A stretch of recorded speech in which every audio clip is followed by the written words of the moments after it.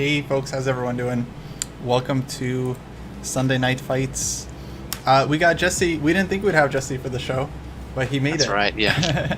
I wasn't sure I was going to make it. Yeah, long day. I was, we're trying to find a new place to live, so I was out there in Philly seeing if that made sense for us. It was just honestly a lot of driving around on a very hot day, but I'm not going to play too much. It was still, I kind of enjoy the hot day. It's not so bad. Did you guys drive to Philly? Yeah, we drove. And how long is that? It's like an hour and a half, and then we were checking out all these weird suburbs and weird places, and so definitely like a lot of driving around from the. And, yeah, we checked out this place kind of in between called Kennett Square that no one's ever heard of. I'd never heard of it, but it's friends of ours that said, "Oh yeah, that's some cool little town." Mm-hmm. And the thing about it, in terms of chess, is I would. If I'm going to move to some big city, I want it to have some kind of chess culture. And right. For the most part, I don't think Philly has chess culture. Like the Shahadas live there, but they don't really do anything there. They're doing like other things. There's definitely chess people that are in Philly and have come out of Philly, but right, there's not that much going on. Definitely nothing going on here in Baltimore either. And so on the East Coast, what do we got? We got like Charlotte came out of nowhere. Right. Charlotte came totally out of nowhere. We got New York City. We got a little bit in DC.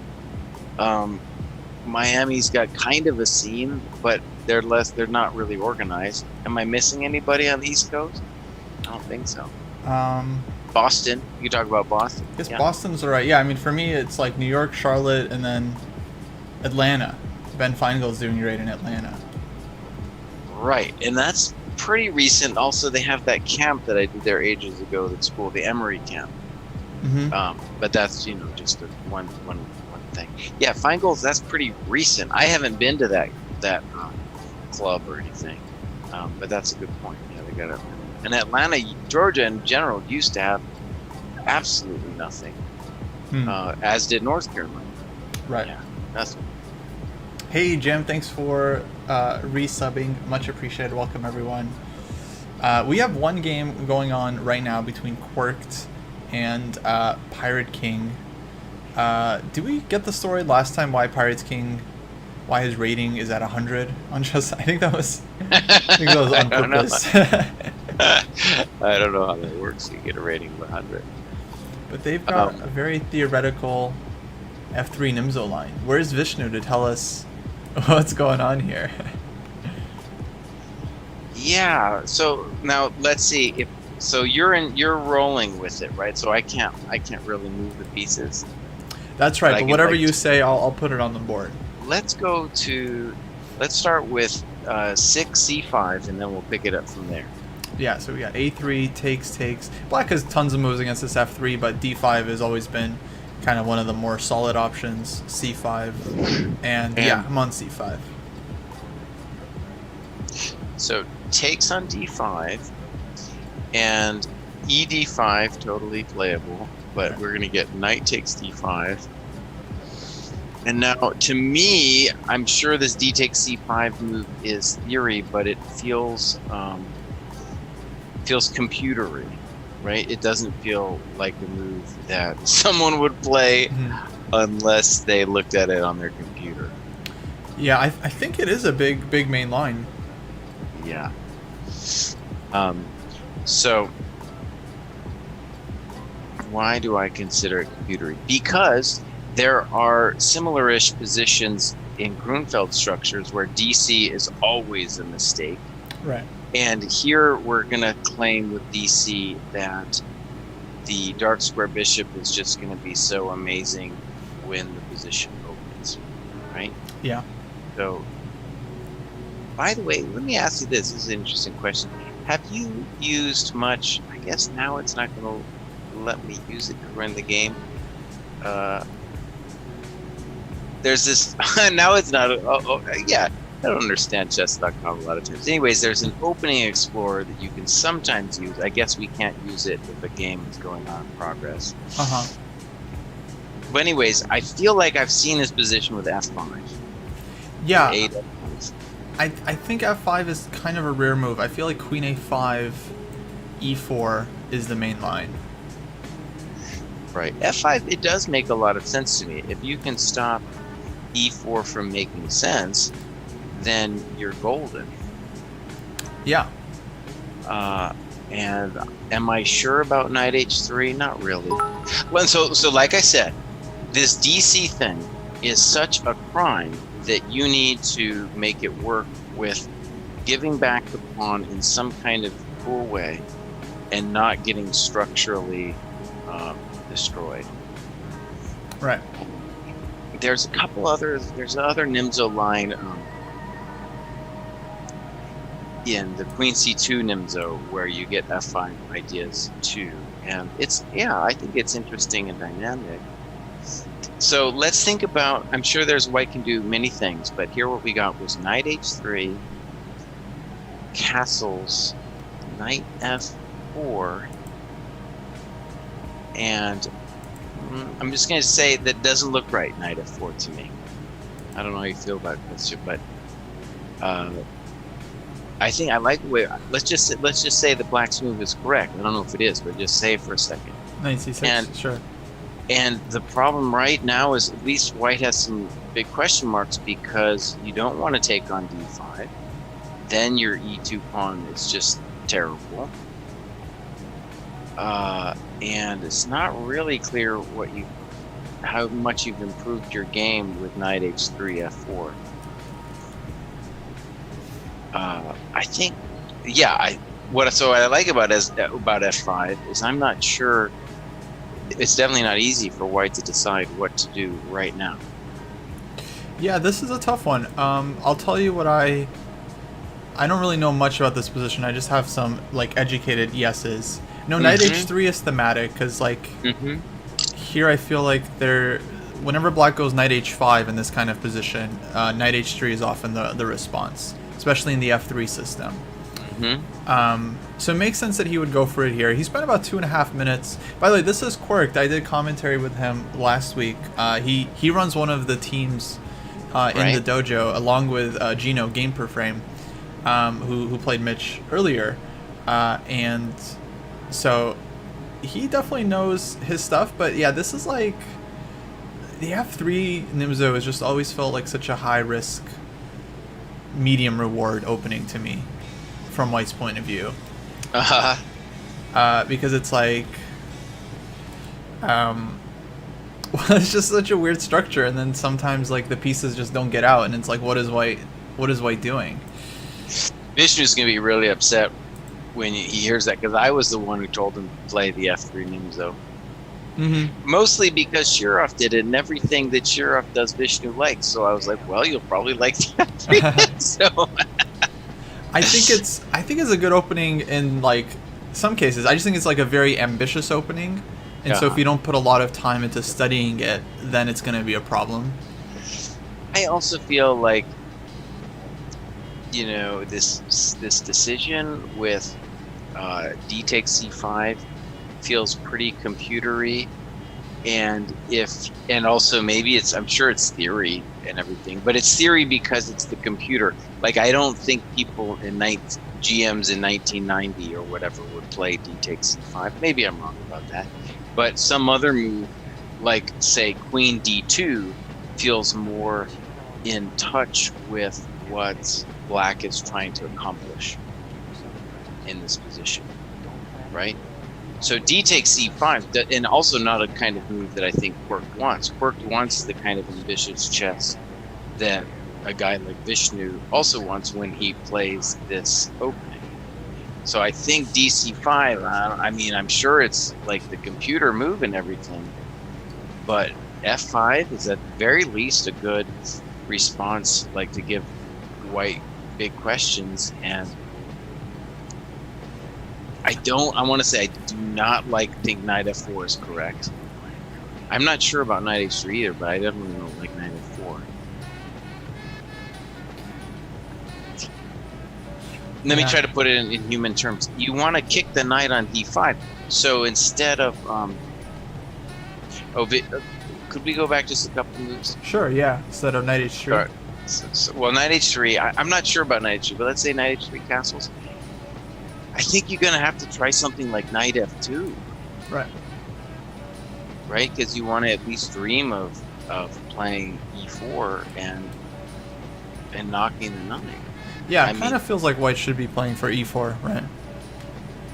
And maybe you can, come up with some queen c2 to make the whole thing work too. But knight f4 is actually, I think, giving a tempo, because you never want to take on d5. I don't think so. Right? Well, we'll see. This is what we got. We got takes, bishop f4, bishop e6. Honestly, I definitely see the potential here for white. I don't know if bishop e6, black's last move, is the most like... Seems like black should be playing for more activity. I'm not really sure. I was eyeing g5, to be honest, like some g5 f4 shut white down kind of stuff. But I don't know. I feel like if white is given like even one move to play e3 and bishop e2, to me it just looks like he has really comfortable pair of bishops.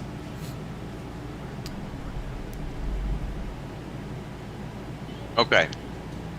Yeah, I disagree, but I get it. I get what white's aiming for, right? He's trying to say that this bishop d6 thing is forever. Pirate King, let's just say, we say this every week, he's moving way too fast in like these critical positions. Right. I mean, he spent a lot of time on move 9, castles. Yeah. So I'm guessing knight h3, maybe not the main response from white or something, right? Because he spent time here. So that was good. Knight f4, knight c6, a little bit of time, 2 minutes, but not that much. Takes ed5, that's fine. Black doesn't want the endgame, we know that. Against the two bishops. Here, black needs to keep the queen on the board, needs queen a5 counterplay and things like this. Bishop f4, and bishop e6, yeah, kind of fast for a move where it feels like rook e8 is an option. Queen a5 definitely should be considered. G5 right. I thought is like possible. I'm not thrilled with g5. I gotta say, I'm not thrilled with that g5. I guess just bishop d6 is annoying. Yeah. But I like queen a5 is in the spirit of the position. If he wants to take on d5, let him do it, and tell him that his position is totally loosey-goosey. So let's talk about bishop e6. I think both of us are prejudiced against bishop e6. It might be fine, but the reasons we don't like it is it's not clear what the bishop's doing there. And if bishop d6, where's the rook going to go? If you don't have the bishop on e6, then the rook on e8 is doing something, right? And big picture, black has loads of time, just like loads of time, and white just needs a couple moves to get out of dodge. Like every other Nimzo Indian that has ever existed, it's about white having enough time to castle and consolidate his abstract theoretical advantage with the bishop pair. Yeah. What would you think about instead of bishop e6, queen h4 check as an idea? I guess why we play g3 and then bringing the queen back to f6. That's interesting.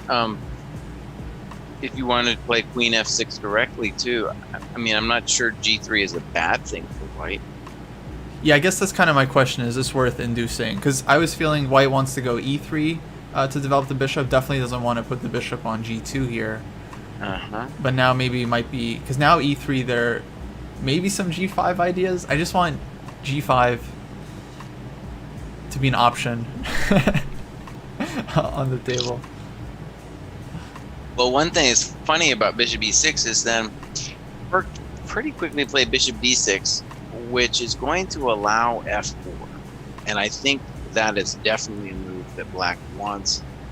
I don't know. I mean, white can stop it now with after bishop e6 rook f7. Yeah.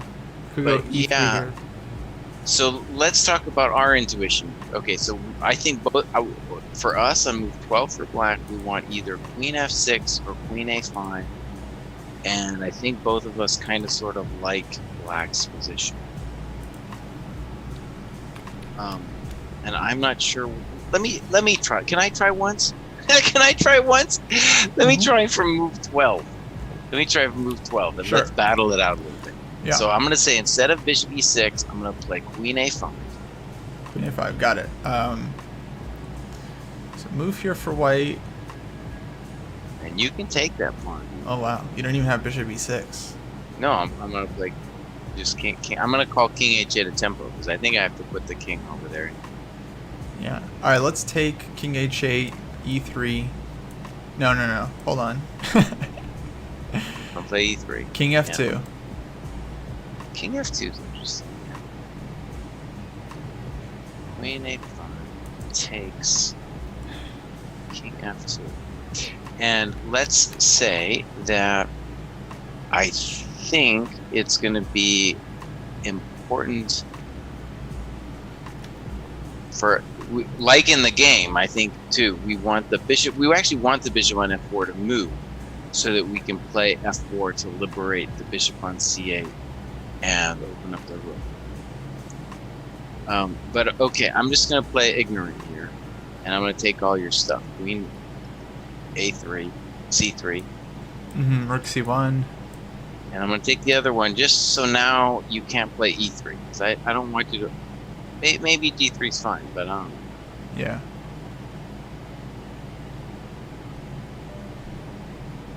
Yeah, it feels really messy. I mean, I definitely... not sure I would mind white's position here totally, just because I just really love this dark square bishop. Let me tell you, though, I think you're in big trouble. Let me tell you, I think you're in big trouble. Let's say you play g3. Can't play e3, right? Right. Let's say you play g3. I'm going to play rook e8, and I'm going to talk to that e2 square. I'm going to talk to it. And a bishop e6 is coming next with tempo.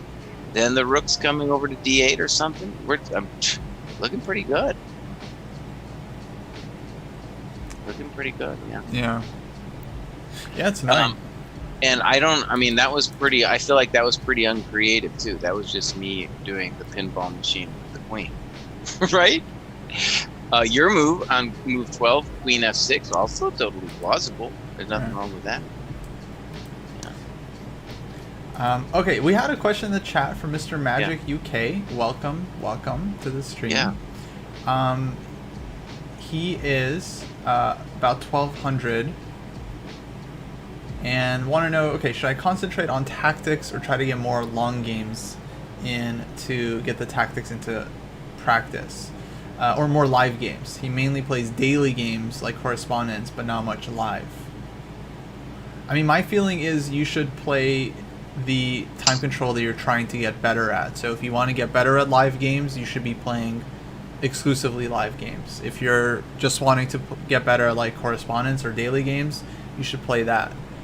And of course, solving puzzles, watching videos, these are great ways to just get like more ideas, but I think playing is going to be that has to be the most important thing you're doing.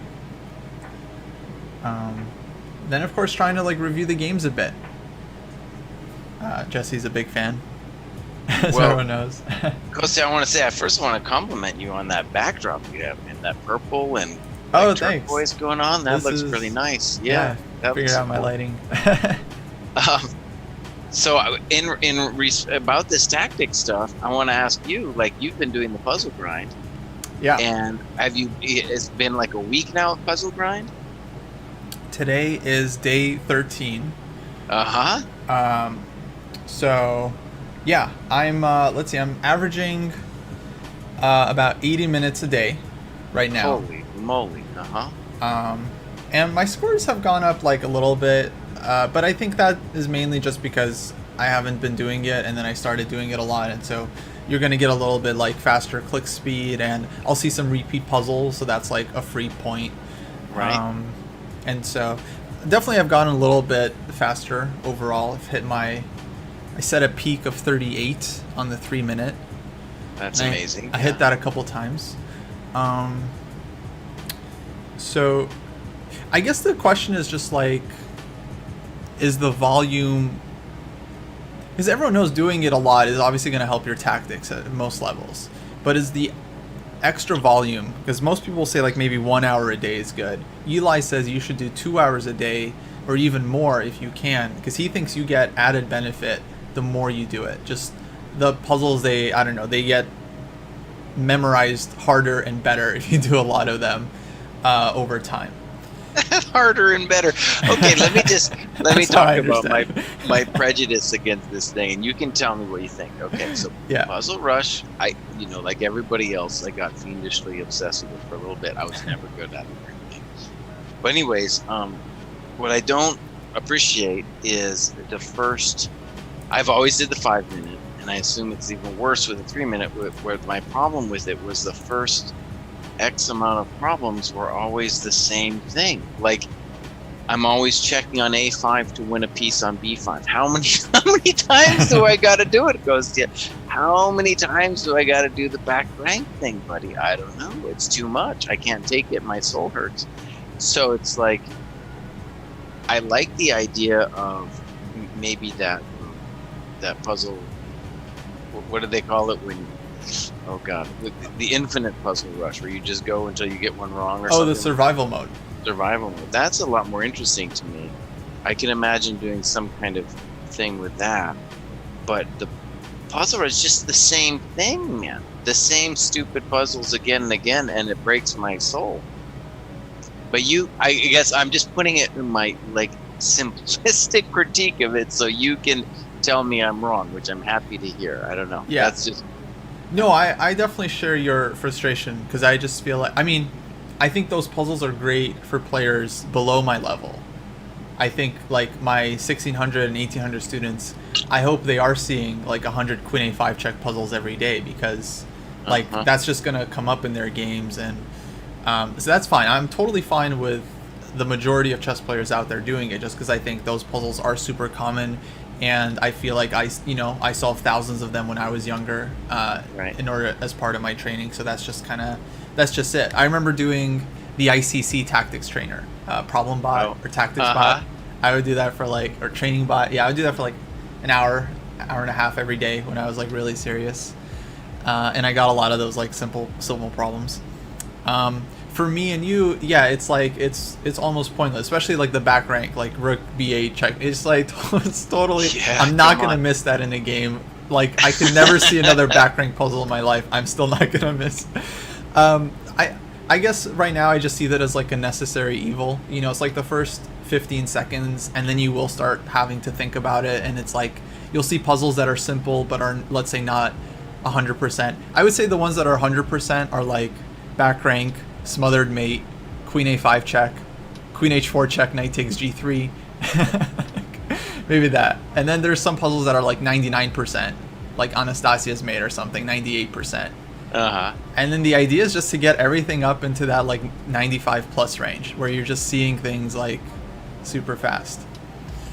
I do think the puzzles like 10 plus, 20 plus, I often get them wrong legitimately, just because like I miss something, or What is 10 plus, 20 plus mean? Oh, I mean, like once you get the first 10 right in like the 3 minute, then they're still very simple, but they're like 1 or 2 move tactics, or they're slightly less obvious. Right. Now we got a couple comments. First of all, I like what Mitch is saying. It should start at a higher level, 1500 or whatever, or maybe you can tell it where you want to start. Absolutely, I think that should be 100%. Yeah. At the very least, at the battles, like I get it with the puzzle rush, you're like competing and you're like up against Hikaru, so you all have to start at the same level, whatever. But yeah, I just don't enjoy doing 1,000 back rank things. And then honestly, here's a funny thing. I also I turned hateful. Is if I'm doing those first 20 and I get one of them wrong because I mouse slip or whatever, I just start over. And then chess.com, it used to be that you could just start over, but now it forces you to get 2 more wrong, and I'm so angry I just get 2 more wrong on purpose. so I can start over. I didn't know that. Yeah, well, that's like an exercise in like mental health, I guess. I don't know. It's very tilting, yeah, to get one wrong. Sometimes I'll get the first one wrong with like a mouse slip. Right. I think, Yeah. well, that's kind of a skill too in Blitz. I mean, you know, like blundering, but your position is still fine, so you have to just get over it immediately and continue like being objective and thinking about the position. Yeah, I don't know. I just stopped like caring. I'm just like whatever. Well, actually, what I do every time I miss one in the first, 20 or so, I'm just like, okay, let's just get to 30. Let's just salvage this run and just try to get to 30. And getting to 30, I think, is pretty easy. You don't even have to go that fast. Like if you're, at a certain level, you're seeing tactics very quickly. All of the problems from 1 to 30, I think, on average, you'll solve it in like 3 or 4 seconds. So even if you're not rushing, you can like gingerly get your way to 30. But 30 feels like a nice number. It's like, okay, I'll just just salvage the run. And then, a lot of times you'll get 31, 32, and you feel good about it. Let me ask you something else. So Scott Bose has written earlier has talked to me a lot about a site I experimented with years ago, but I haven't done anything. But you've probably done stuff with. Is the Chess Tempo site. Do you have any feelings on? He likes it because the problems are a little bit more involved. I don't know if you have a theory on that. I don't know. A lot of people have had success with Chess Tempo. Christopher Yu, I think, is a big Chess Tempo kid. So I feel like a ton of kids have used it and have gotten super good. I just never liked the experience personally. I didn't like the interface. I always felt the problems were similar to the chess.com problems, like they're a little bit computery. Like here's a position, it's not exactly a tactic, but you just have some good move that you have to find, and I never really liked that. I just think for building pattern recognition, it's better to do like thematic tactics and like ideas that kind of show up over and over again. Basically the book by Maxime Bloch, Right. Combinative Motifs. I just feel like those are the puzzles that I would want every under 2,000 player to just go through like time and time again, just like 2,000 of those puzzles. Okay, I've got to tell you guys, everybody. Now, we have a small difference of opinion, me and Coach on this one. We have a small difference, and that is that, right, I've heard this, Coach say this several times, that he likes the idea of puzzles being organized according to motif, right? Yeah. Like what you're saying, pins and skewers, whatever, that should all be organized. I'm not 100. We got a small disagreement there. So here's the thing. I think for us at the Chess Dojo to think about, it's like, first of all, Kostya put up one video on solving a chess position, like a real position. I thought that was really interesting, but that didn't gain enough traction for it to get us a second one, at least not yet. I also did some positions that I took from real games, and those were kind of popular, but not enough to be like, wasn't like people were going crazy over it. And so, right, we need maybe we just let other things like Chess Tempo and Chess.com figure it out. But for me, neither of those sites are or what I want as a consumer, and that is positions from actual games that aren't classified as skewers or pins, but like just real positions that have what I experience in a game, which is a combination of intuitive stuff plus calculation, right? Where you got to figure some stuff out, and like the Perfect Your Chess book, often positions that aren't just like hard, but positions where like you discover something about chess, like you learned something like beautiful or interesting based on they don't have to be famous, but on some player's decision that they made in a certain position, right? Yeah, actually, I really should do another one of those deep calculation exercise. I feel like it was well received. It was just, I'm a little perfectionist. I'm like always trying to find the right position. It's like the right difficulty and has like a good number of different variations, but not too many so people feel overwhelmed, but not too little so it just feels like easy. And then the video never gets done. It's like, right. Well, I did one that was called, I think it was just called Deep Calculation Exercise for our YouTube channel. And actually it's linked in the chat right now, the channel. And I think it's a good one. Yeah. Right, and I did two what were called tester chess, and I took those from Kasparov's like early games. Yeah. Oh, cool! You got it. Jompton really likes it. That's a good compliment there for you, Kostya. Thanks. Also, I like what Jim Ratcliffe's saying about survival. I've enjoyed it too. I think Kostya was like turned me on to it actually, because we were doing some camp and he's like, "Oh, let's just hang out and like do some survival stuff." And I was like, "That's really fun." And then I was doing a camp for the kids in St. Louis recently, like an online camp, and I did the same thing. And yeah, it was just very enjoyable, and it's a cool thing. Actually, maybe even more fun to do it like as a group. Yeah. So on that though, the only problem is that when you have one player who's like clearly stronger than everyone, they have to kind of muzzle themselves. Yeah. That's okay. A little bit of muzzle.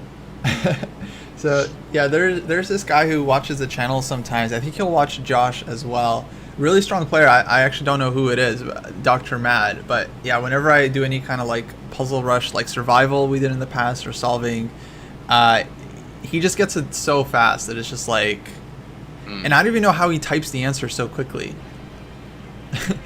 Like he's just literally solving it faster than anyone could even like plug the FEN into an engine and see like what it's saying before like typing it. Like he's like just on it. It's really so yeah. As long as the group is kind of balanced, then I think yeah, the survival stuff is a great group activity too.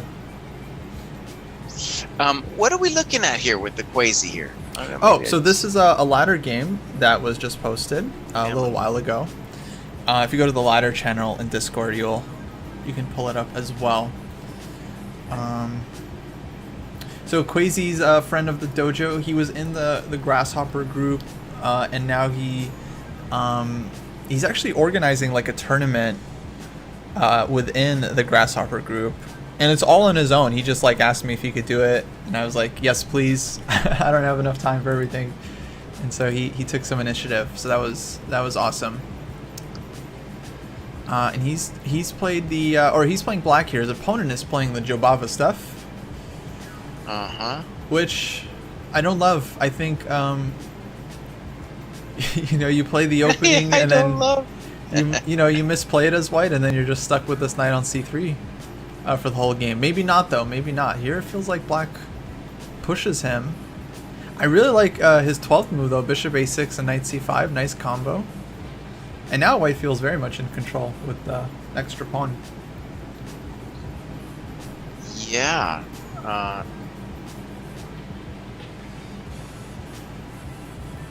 Well, very much so.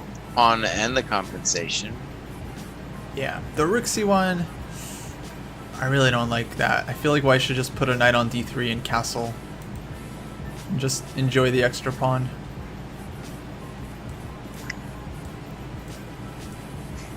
Well, in particular, after rook c1, on queen a5, do we have a... Maybe we just play queen d2, actually, on queen a5.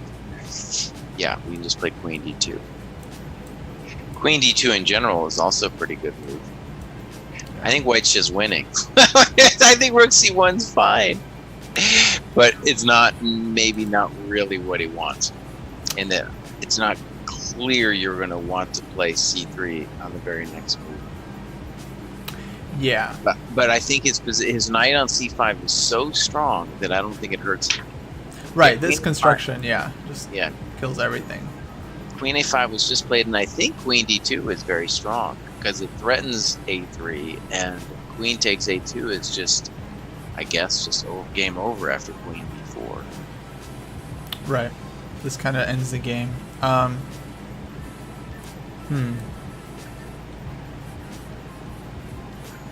Not an obvious move, though. I mean, you really have to, like... Most players, they see queen a5 and they just think about, like, b3, rook a1, just kind of very direct. Knight b3. This is more of like an indirect defense, I would say. Yeah. Oh, b3 is played. Very slow down, bud. You're gonna win this game if you just slow down. Now I'm assuming he can take that pawn. that could be a pawn he could come to regret. But if he can grab it, he should. Yeah, might as well. Yeah, I don't see anything clear. I mean, rook a1, queen b2. Queen has the c3 square. Right. So I would guess queen d2 would be the response. And I mean, it feels like black is still worse, but queen a5, he's kind of running away. Okay, I got a good question for you. It's based on what Phenom Monkey's asking about channel announcements. And I don't know exactly what he's asking about, but Jesse's still looking for a place to move to. That's true. But I was asked, and I wanted to ask you, do we have any updates on the tournament? Yeah, I think we are definitely going to start next Sunday. We've got a bunch of signups for new round robins.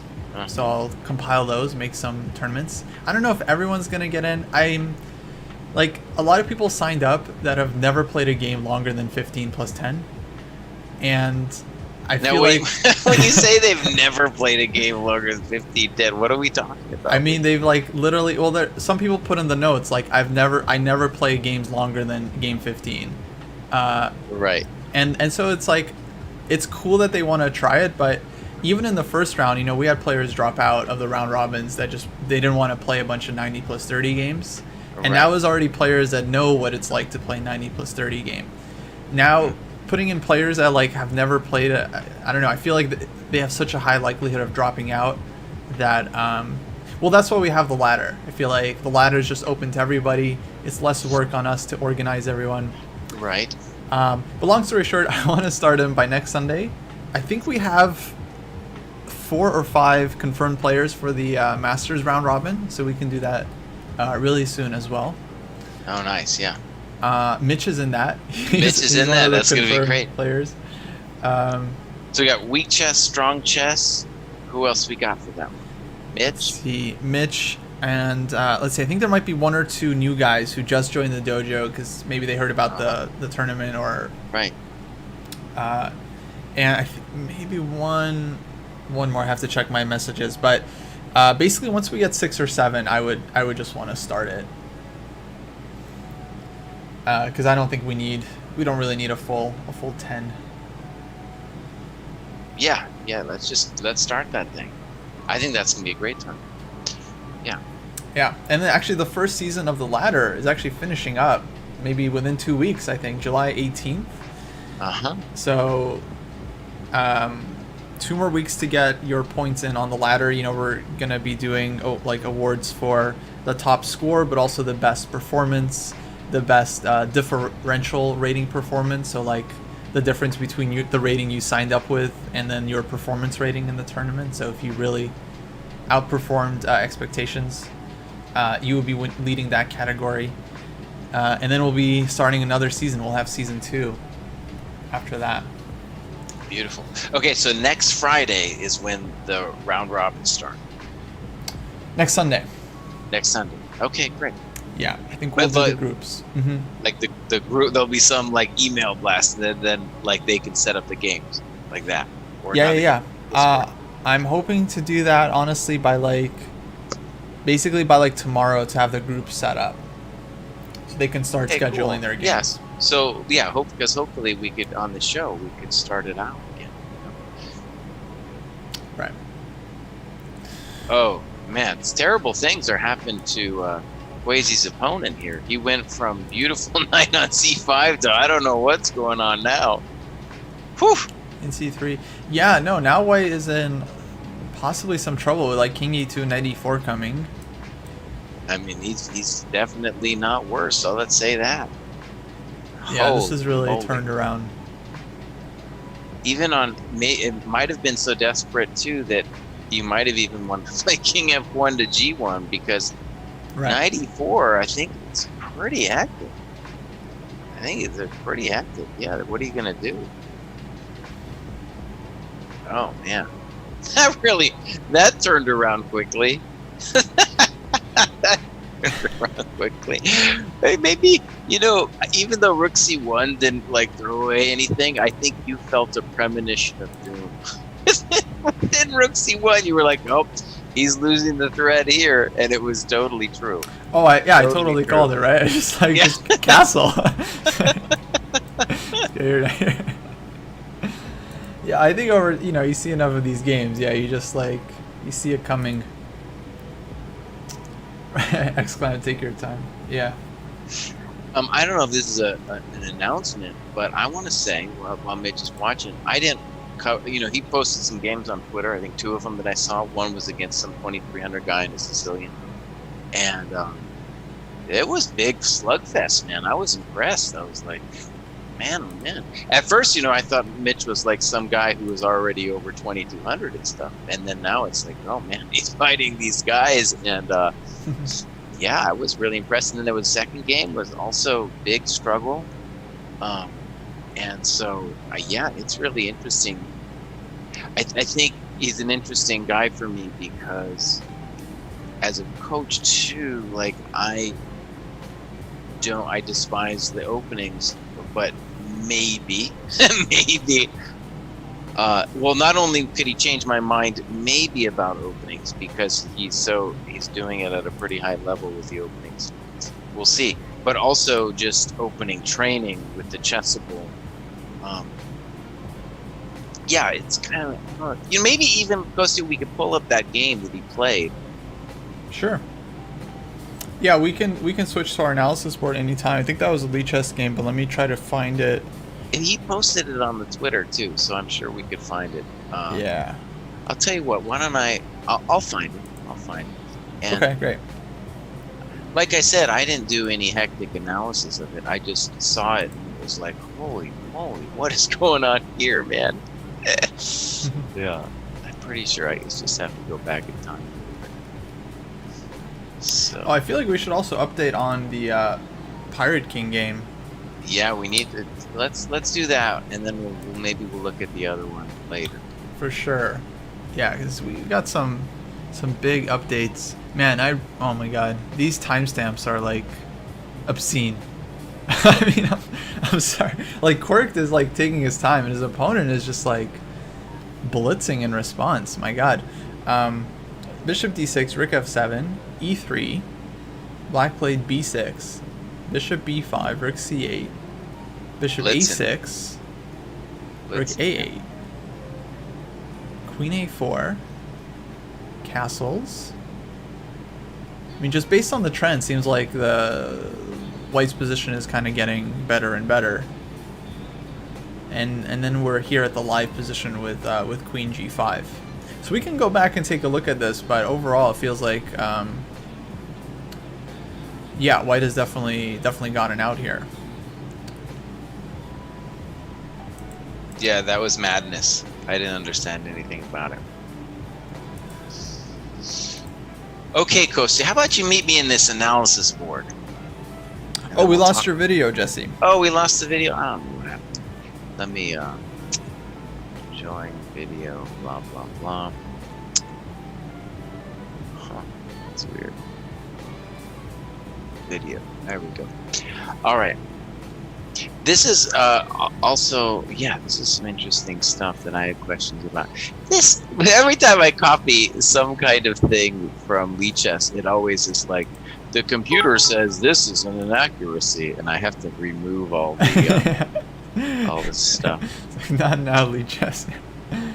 So, hey, Ollie, thanks so much for the bits. Much appreciated. When you guys are out there, just we lost Jess. That this was the variation that I looked at ages ago, and I thought something like this was like the main line, and Kostya said some other thing was the main line. But anyways, that was my understanding. Okay, so here we go. Kostya, we're at 95. You tell me when you think things have gone weird. Okay, So 93 seems reasonable. Yeah. I think this is main line. Right. So here, Bishop e7, Wait, we had a game like this, mildly similar, like last week or something. Yeah, Mitch had a game. That's right.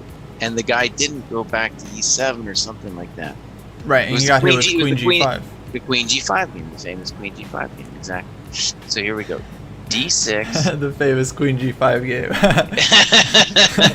Mitch, you're immortal. Immortal, yeah. So here's an interesting question right away for Mitch. And he played takes on f6. Now, this is probably all theory for Mitch, but to me, this is a big decision. Yeah, I'm really not an expert in this line. Like, to me, knight c4 actually is surprising. Because when I was studying the Taimanov, this was kind of the first line I looked at, and then eventually I switched to playing bishop e7. So that kind of took over as the modern line. But this was the main thing I was looking at: knight b3, and then like b5 is the move here, or maybe castles. Knight c4 I don't remember seeing as like a serious option. So my guess is that it's not a good position. I mean, if it was, it would be a very simple solution for black. Just take the two bishops and you're fine. But clearly, black is not fine in this position. I mean, it would be more popular if it was good for black, I guess is my point. Well, okay. On the other hand, there's loads of positions in Sicilian where maybe you're lost, but you're actually fine. Like this decision here. So Mitch says knight c4 is listed as a bad move by Nagy in his book. Okay. By the way, Hortbeck, thank you for the props on the tempo opening. Everybody should go watch my new video on the chess dojo about time. This decision here, maybe. To me, g5 just is maybe because I'm so old. You just play g5 in this position for white, but instead with bishop takes f6, I don't know. I don't actually, because I need help understanding this decision here for white to play bishop f6. Well, bishop f6, yeah, usually is connected with like like a haha. You can't take with your bishop because I take on d6, but I'm honestly not. I mean, okay, yeah, I guess it feels like a good version here.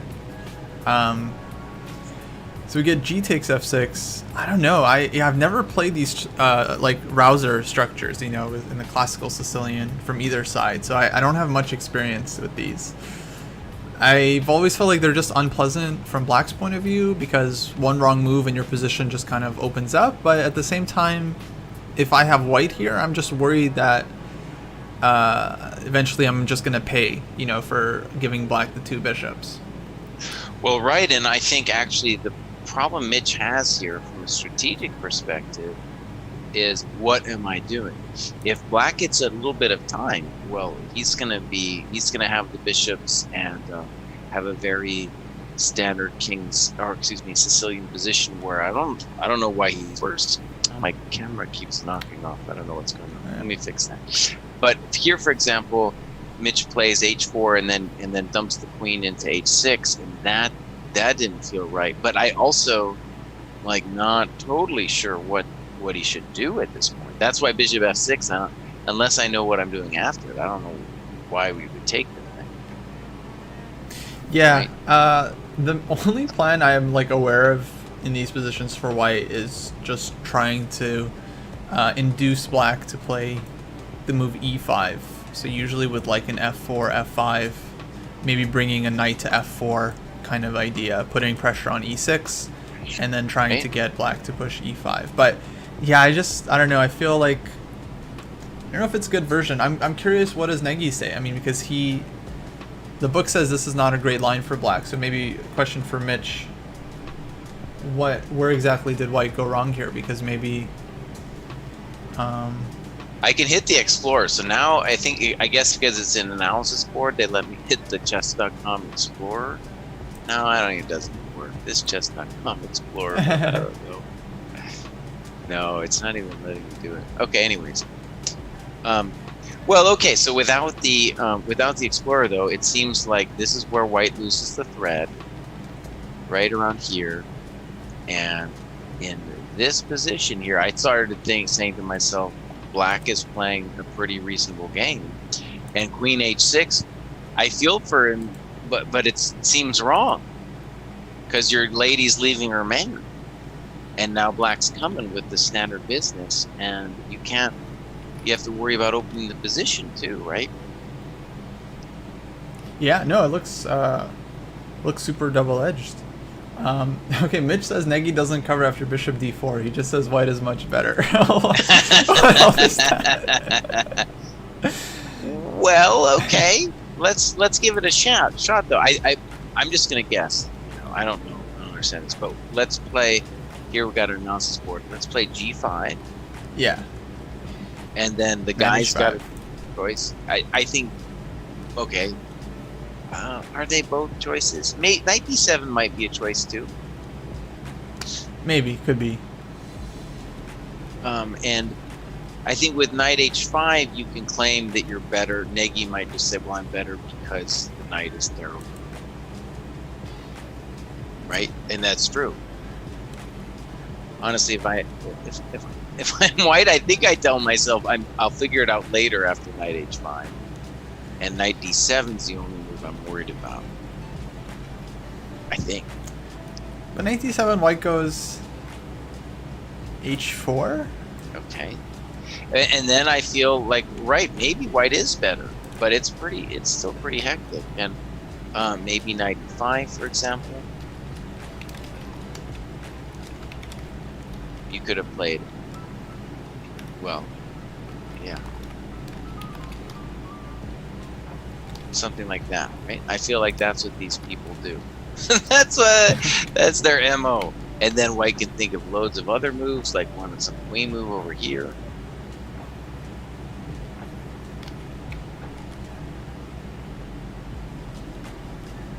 Yeah, I don't know. I was thinking rook hf1. Okay.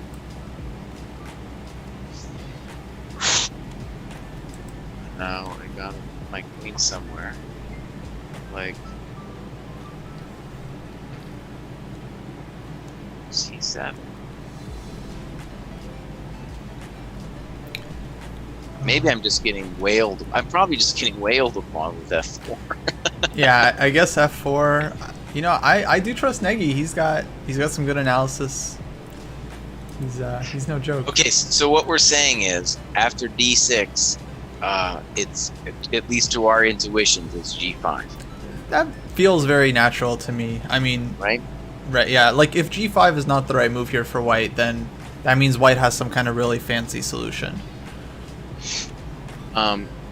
Eric, I agree with you. It's not immediately obvious what to do after knight h5, but on the other hand, think about the force count on the queen side now. How is Black going to pretend to crush us on the queen side when he's down a knight? Right? He's down a knight over there. So it's kind of yes, it might be hard for us to imagine exactly how to break through. But even if we need it in an imagination, then the knight e2 g3 plan is available. I don't really want to go over and trade off this stupid knight, but I could if that knight really annoys me that much. Yeah. No, these positions are tricky. Sometimes white just kind of plays it positionally, just like putting pressure on d6. Right. Yeah. We got a poll suggested by Sunny. So one update, Jesse, is that we revamped the Dojo Gold system. So now if people want you to check your posture, they're gonna have to pay 1,000 gold for that. Okay. I think they told me people earn around 700 Dojo Gold an hour, 750 for watching the stream and stuff. Maybe more if they participate.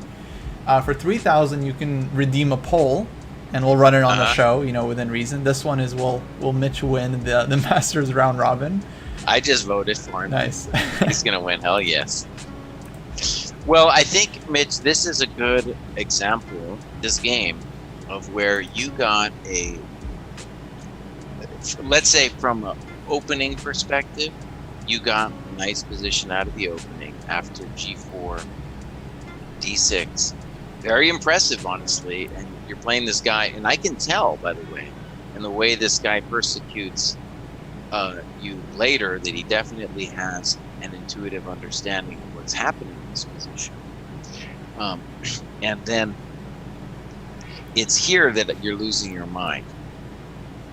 And this one, right, I don't know if black's better, but I don't think he's worse after GF6. And I don't think his king, that was like a standard Sicilian thing. Kostya can correct me if he feels otherwise, but like the black king is actually pretty safe, and it holds the three options, right? Hanging out, castling short, castling long. And so, yeah, very tough to actually get at that dude. Yeah, I don't know of any real reason to say that white would be better here. Right? So I agree with pretty much everything you said. And then the next mistake, I think, is having your lady leave her man, right? When I saw that, I was like, oh, buddy. Oh, boy. No, because what's the best we're going to get over there? We get some stinky H-pawn, and then the queen is really going to have to work to come back.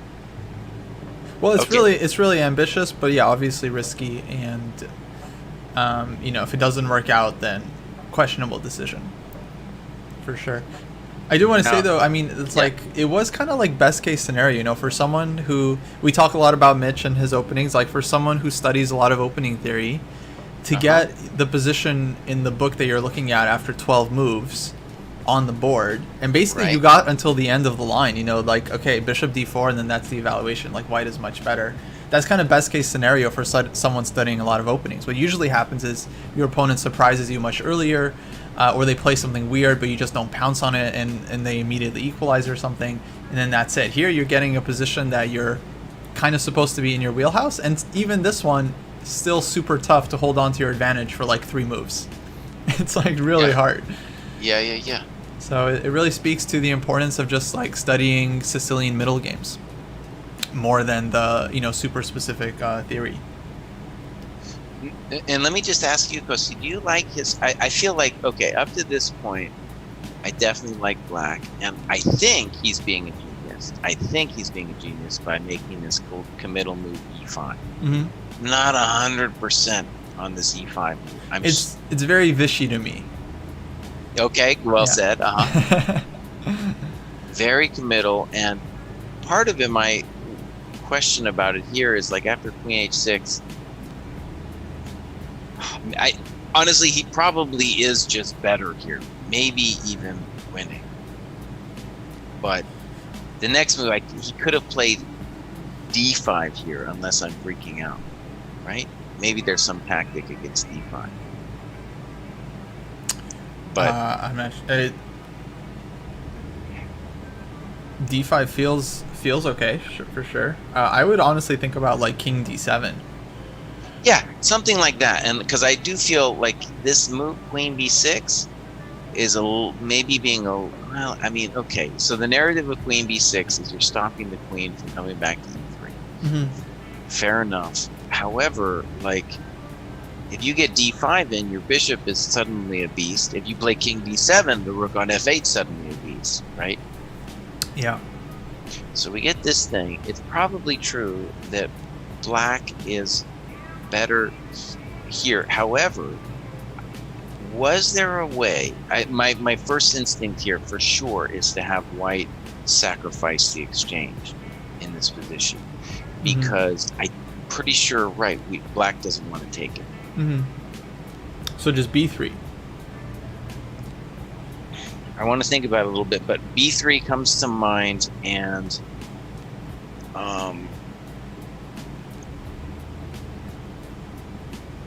okay, let's put in b3. There might be something else, but let's put in b3, right? Yeah.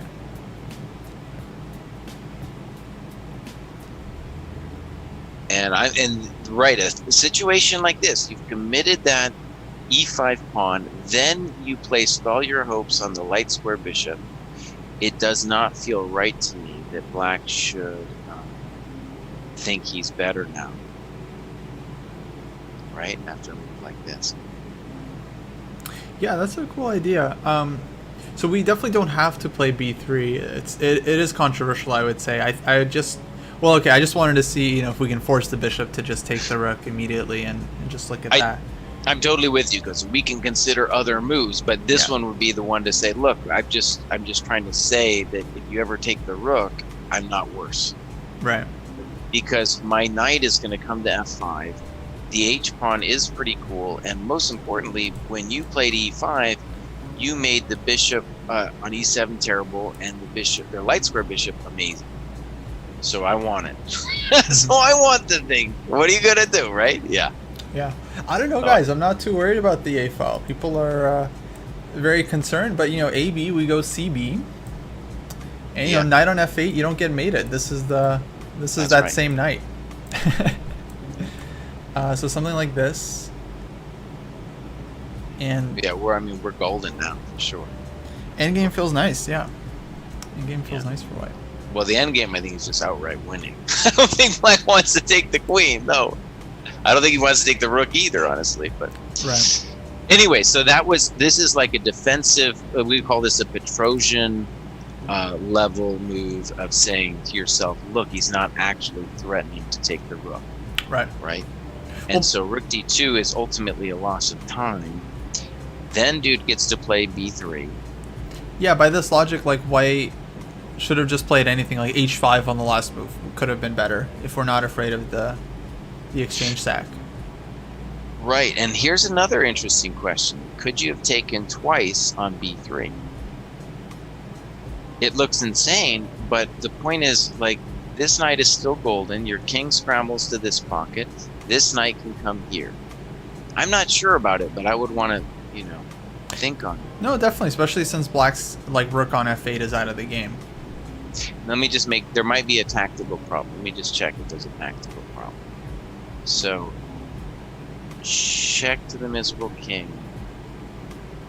Takes. That's the one I'm afraid of. With rook c8 next.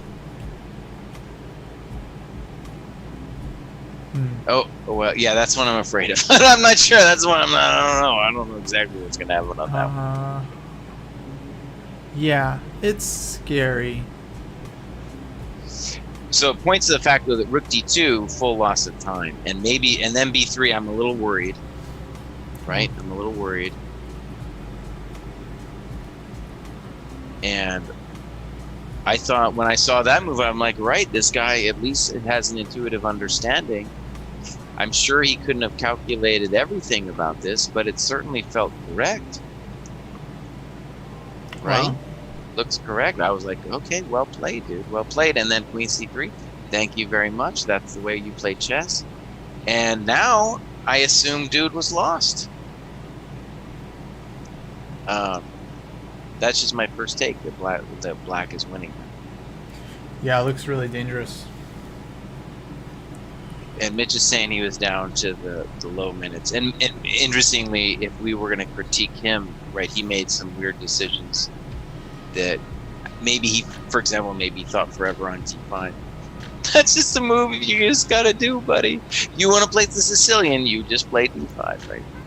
So queen b2, queen a7 looks kind of weird to me, but okay. h5, look at the balls on Mitch, dude. He's just like, oh, I'll just play h5. Well, there's nothing to do. I mean, maybe knight c3, I don't know. Well, yeah, there's things to do. There's always things to do. King is just stuck on b1. I don't know. No, okay, wait. No, in all fairness, even if we find, like, h5, h6 is not going to win the game, so d6 would be more annoying. Knight c3 would be more annoying. Yeah, knight c3, knight e4, sure. Yeah, you need to do something, buddy. So that doesn't seem right. And now he's just giving you the business. I was like, this guy's, I thought he played reasonably well. And then this, I'm just assuming there's more than one way for him to be totally winning here with rook b8. Looks like it's a good move. He played rook a3. Okay, so now he's just winning. Am I wrong? He's just winning now. No, it looks good. Yeah. So anyway, somehow Mitch pulled a victory, or well, kind of a victory here in the sense that he got a draw.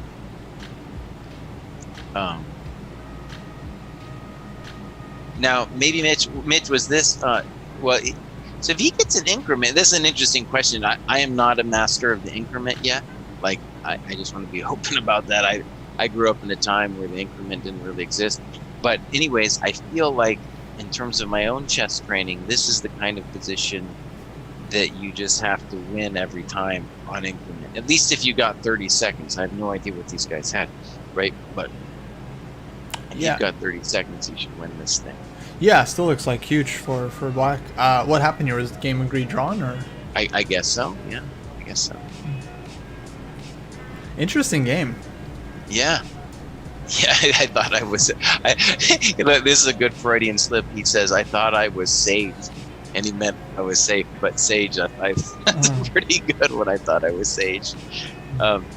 So he offered draw. Yeah. So I thought, but so even though there was some mistakes and everything in there, definitely some things to learn from as well, and just encouraging that you're playing some 2300 guy who I think has at least at some moves he played a nice Sicilian style stuff where you just got to let it hang out, right? You got to go with it, and right, you even though like a 2400, 2500 would have won the final position, still you held it against this dude.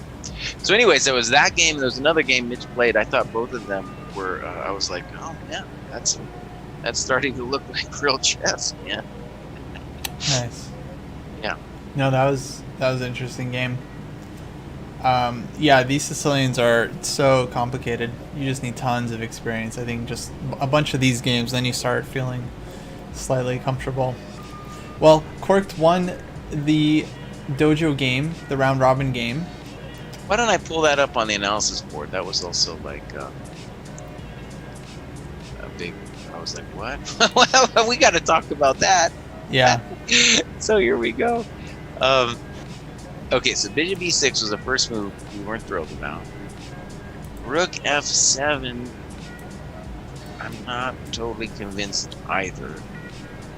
Like, queen a5, for example, is another move. Queen f6 is another move. Just the point is, on rook f7, I'm not sure you're doing anything. Rook e8 is actually also more plausible to me. Mm-hmm.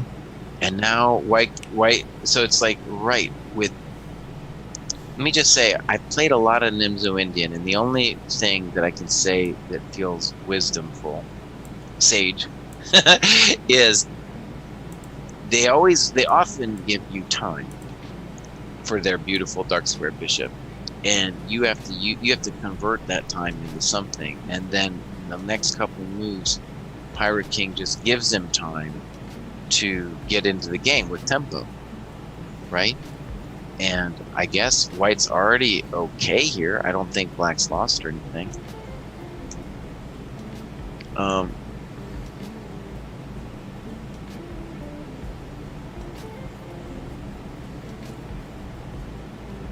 There were a lot of things I didn't understand. So we got this position. What we're gonna say? Black's down a pawn. He has the worst king. This is actually terrible for black, isn't it? I think it's really bad. I mean, the bishop on d4 is going to be so strong, and black has no pawn on f6 to contest it. Well said, right. If black could move his pawn back, then it wouldn't be nearly so bad. But this is just so juicy in the opposite color middle game that I think it's actually close to lost here. Right. Oh, and then some crazy stuff happens here. In this transformation, yeah, where we get this heavy piece endgame, but all of white's pieces immediately feel much more coordinated. King is safer with an extra pawn, and dang, not surprising, yeah, game just lost. But I think black has been lost for maybe 8 moves now or so. I don't know, like a little while. I could put that would be like my advanced video on time. Because it was like, a lot of like the video I did was kind of like, I feel like tempos that were given away at a really basic level.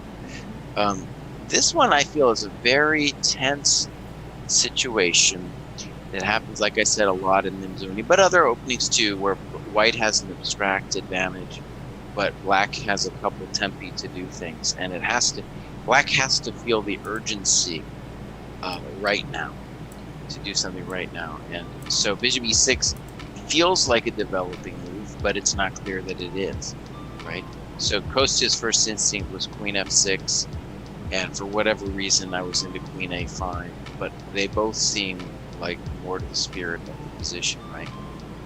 Yeah, I would think so. Well, that's the thing about chess. Like, you cannot just sit on a dynamic advantage that black kind of has here. You have to turn it into something. So bishop e6 just kind of lets white, or starts to let white just fully consolidate and then get that position we were kind of aiming for. Like, okay, two bishops, especially Right. dark squared bishop is powerful. I mean, yeah, I feel like if you play b6 as black, you should be expecting bishop b5 at this level, because both of these players, I mean, are like in the 2100 range, 2200, or trying to push 2200, and there's no way black planned to go rook c8, bishop a6, rook a8, and then was like happy with this, you know, when they were thinking about b6. So this is definitely something for Pirate King to kind of really just kind of reflect on. Like, you know, maybe it's just not a great day for them because they just play way too fast, and I think weren't really taking the game super seriously, it feels like. And another move that's kind of spicy here, right here with bishop d6, is either f4 or queen f6 first. So imagine f4. Now, obviously, he was afraid of bishop takes rook. On bishop takes rook, we have two interesting moves. Obviously, we can just take the thing, but the other is check. I don't know, right, buddy? I don't know. I don't know. That's a big check. No, it looks fun.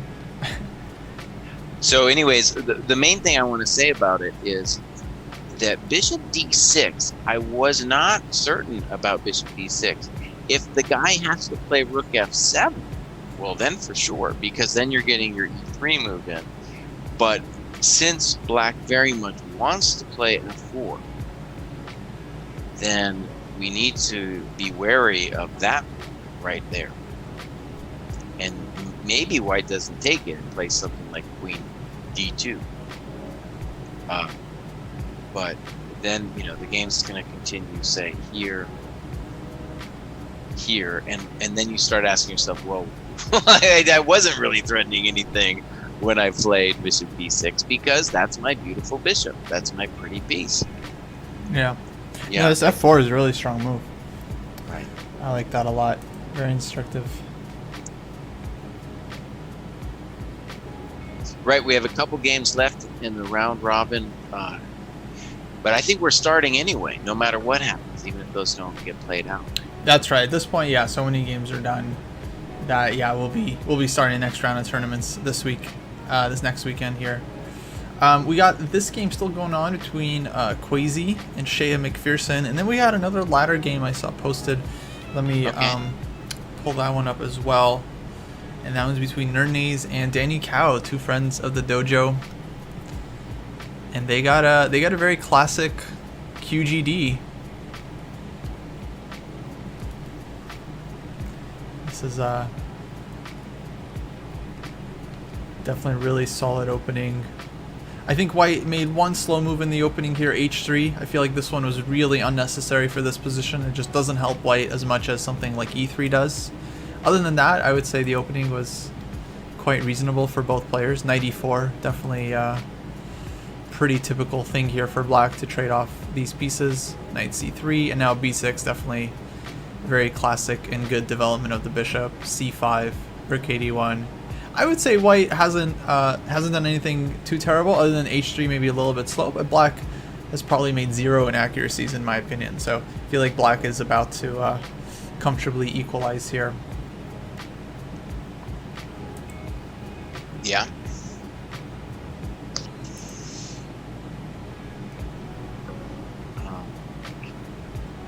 And we can jump actually real quick to Quasi's game. Maybe we can evaluate this rook endgame, which actually is hard to say at first. Here after black's last move, rook e5. I guess things are about to just kind of peter out, but I don't know. I mean, the c3 pawn is just making me question everything. Yeah, why are they going to beat her out?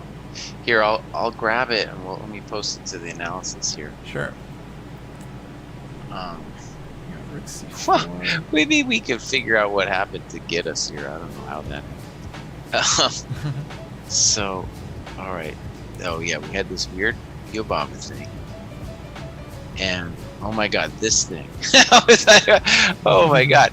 I thought black was totally winning last time we saw this. He played knight d7. Knight e4, I'm going to say, was definitely better. Yeah. For sure. Much more Because active. now queen d2 was allowed.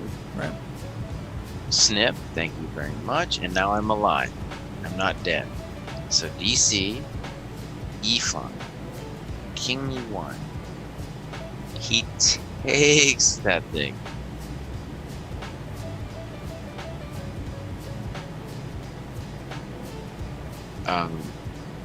Okay, fascinating. Rook a4, check to the miserable king, and I can tell you for sure that king f1 is a mistake. King f1. I can tell you for sure that's a mistake. So okay, let me give you my spiel, Chris, because this is an insightful position where if Sean watches this, it will make sense.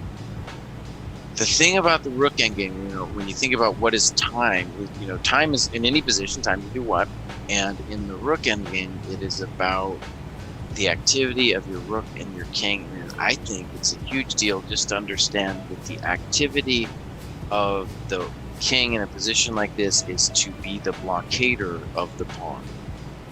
If you play king d1 here, I don't see any reason why you're not better, because d4 is falling, and then king c2 is coming whenever you want, and game. I think white is getting 2 pawns by force. Yeah, it looks pretty good. After king f1, I have no idea what's happening. Right. No idea. Yeah, that's wow. And rook e5 is on the board. Yeah. So, man, it's amazing. Yes. Huh. And now it's just so much worse for white, because now you basically can't take on d4, right? This is losing. Rook takes c5. And no defense. No defense. Yeah. If your king went on d1, you'd be winning, but now you're lost. Right. If your king was on e1, you'd be fine because you have rook c4. But Yeah. your king is on f1. It's too far. So now white has to go rook c4 here or something. I mean, it's very unclear. We have rook dd5, b4. Well, okay, before we go down that road, don't Yeah. we play rook de8, rook c4, rook de8? True. It's a big move too. And then we got to go king g1 or something. Go even further. Oh, okay, just bear with me a second because it might be kind of fun here. So rook e1, Mm-hmm. rook d1, rook hd4, Yeah. rook e1. Well, g4. Yeah, I'm not sure. I might not be doing anybody a favor here, but I wanted to check. So if I could play,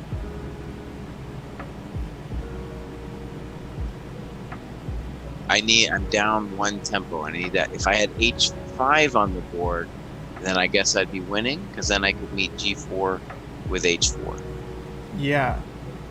Now, Sunny has a good suggestion to go, instead of rook d1, rook 8e2.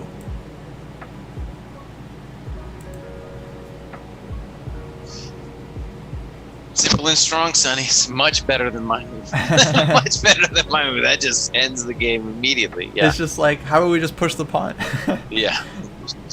I was this is what Puzzle Rush does to you. You're like, oh, I want to make the little mate. I want to make the little fancy mate thing over there. No, that's much stronger. And it makes sense that black is totally winning in this position.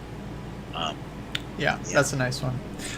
Oh, speaking of Puzzle Rush, I guess I meant to say this earlier. So, yeah, one of the main drawbacks, of course, is that if you do it too much, then everything looks like a puzzle, and you'll start playing a lot of bad moves in your games. So you need a little bit of maturity to understand that it's like a training tool. It's meant to just be a vehicle of patterns, of tactical patterns into your brain. But then when you actually play a game, you have to turn Puzzle Rush off and you have to play chess. And you can't just like guess moves and just play moves that look correct, because there's no they're not going to award you any points during the game. You're just going to lose the game and then that's it. So I feel like I can handle that distinction just fine, but a lot of players, obviously it's not going to be so obvious for them. So you guys got to be careful. If you do it too much, make sure that you're not bringing that energy into like a ladder game, you know. Yeah, that's right, Sonny. They don't give you any points based on how many computer moves you find during your classical games. As much as we want that.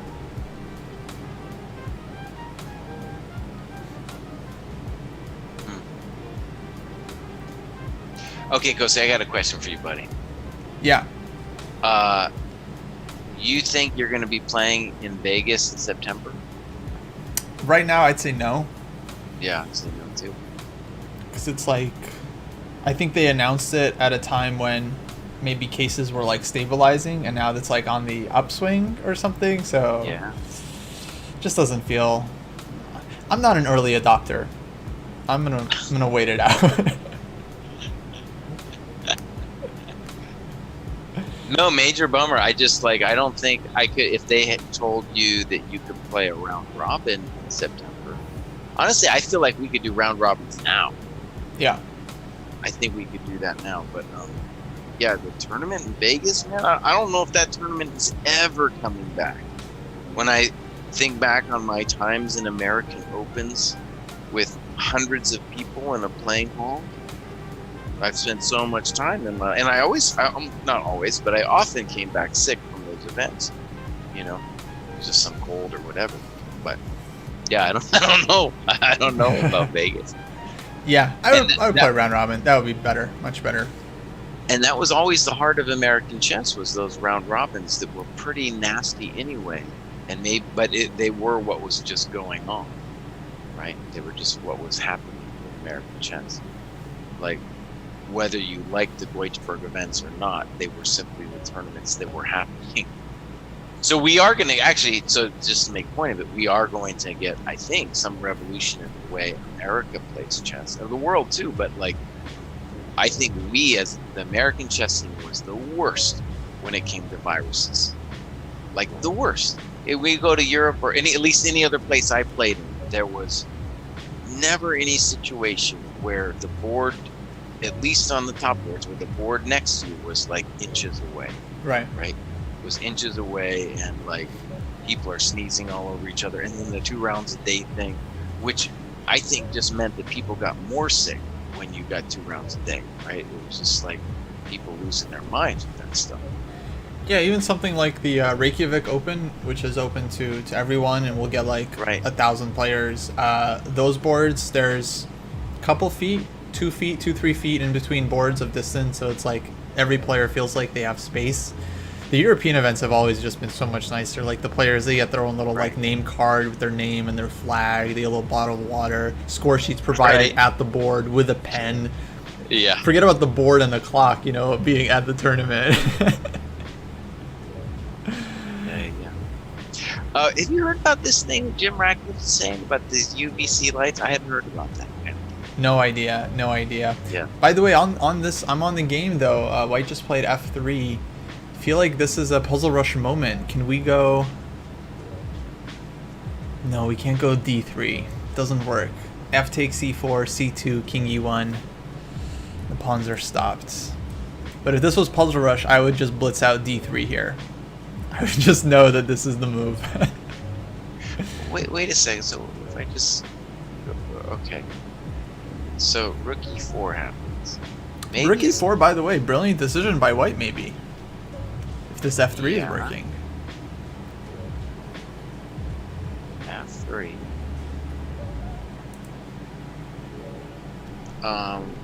Okay, so first of all, rook e5 looks promising. If you got nothing else, rook e5 is promising. That's true. That's a good one. And I think it just happened too. Rook e5 was played. E5. Now, I guess white has to take on d4. That's a guess. Well, yeah, otherwise d3, d2 just wins. Right. So, let's say rook d4, rook c5, and then I guess rook d1 is absolutely forced. Right. And just first glance, this looks either clearly better or winning. Probably winning. Yeah, there's rook b5. Yeah, I mean, you got a couple options here that are interesting. I'm just assuming that king b7 is also just going to be winning if we just bring the king up. Yeah. And start devastating. So yeah, good attempt by white, but probably not enough. Yeah, black has this kind of clear route. Oh, b4 played, but this just allows d3 and d2. This is just game over. This is rook e1 check. Yeah, that looks like that's game. That's unfortunate.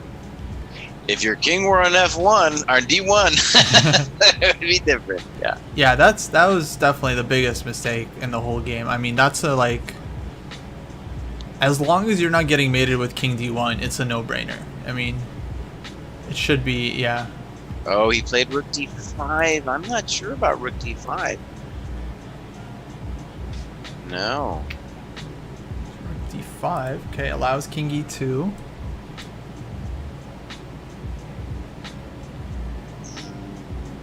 Well, and king e1 is also a thought. Yeah. Yeah, he might have blew it.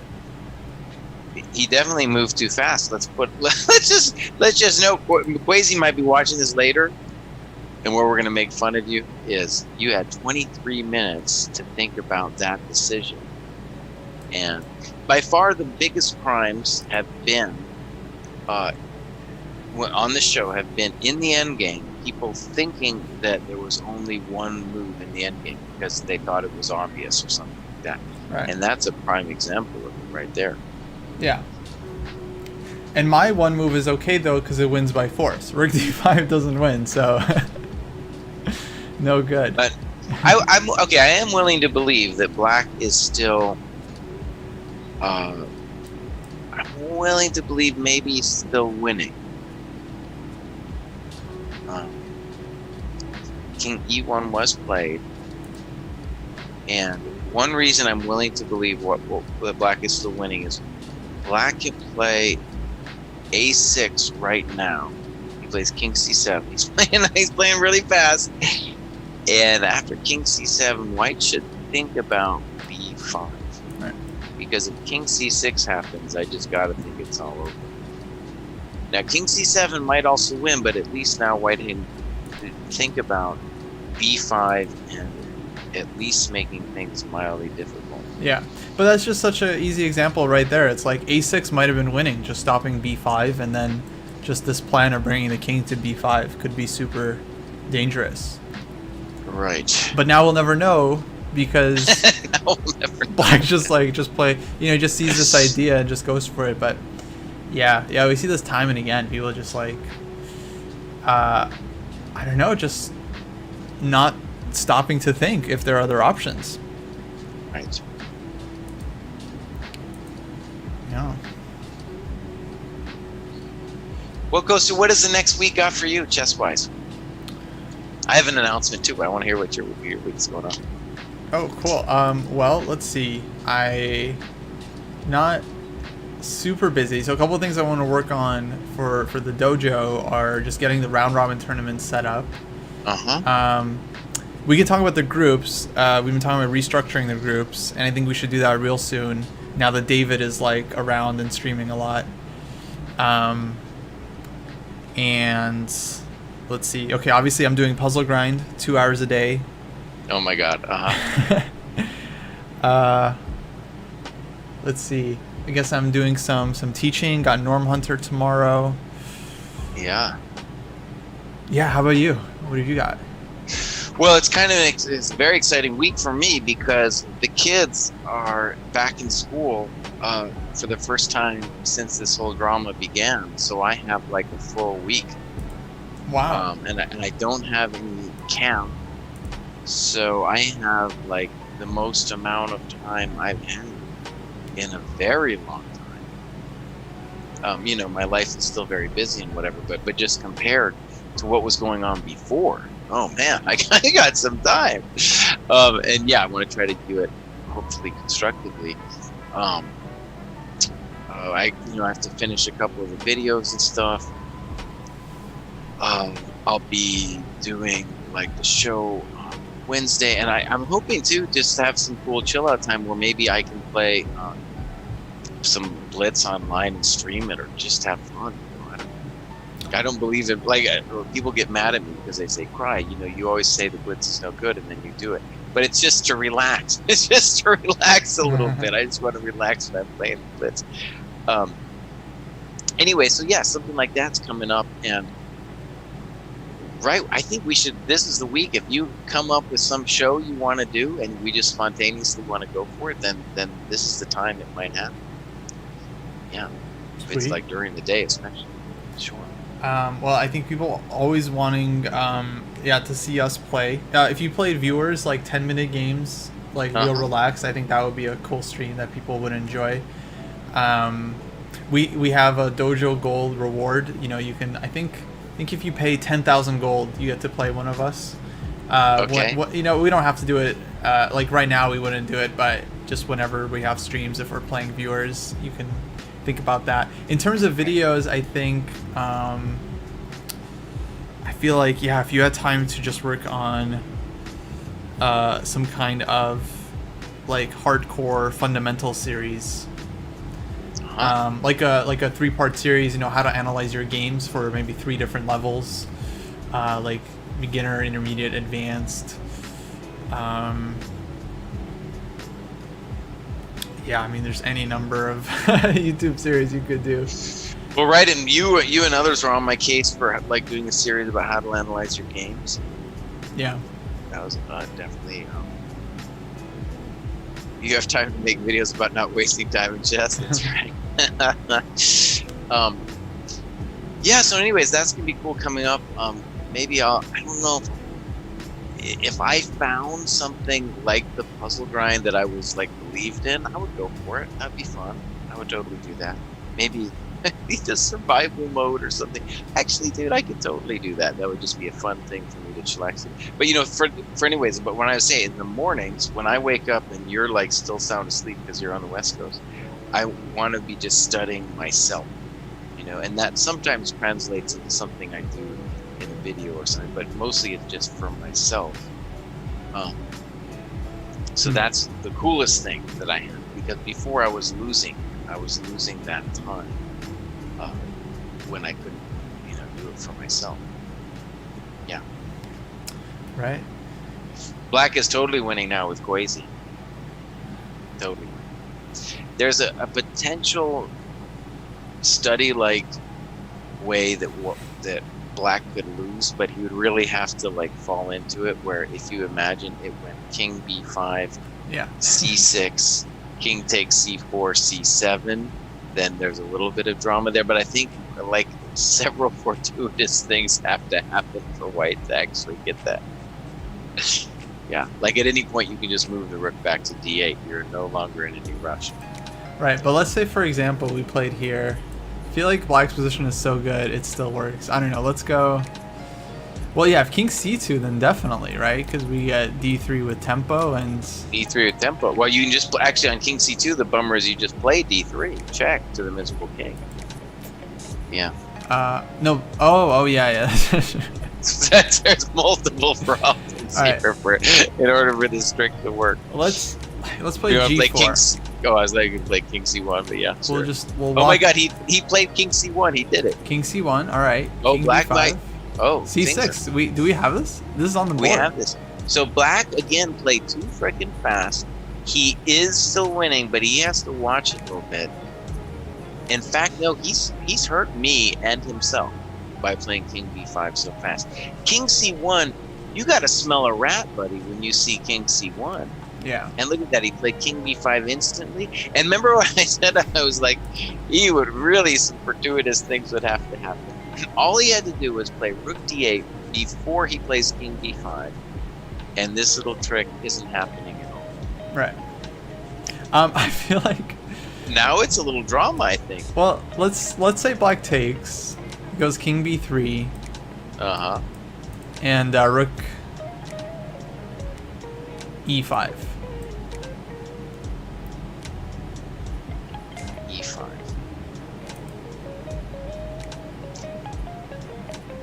And let's just say maybe d3 was also winning there. Yeah.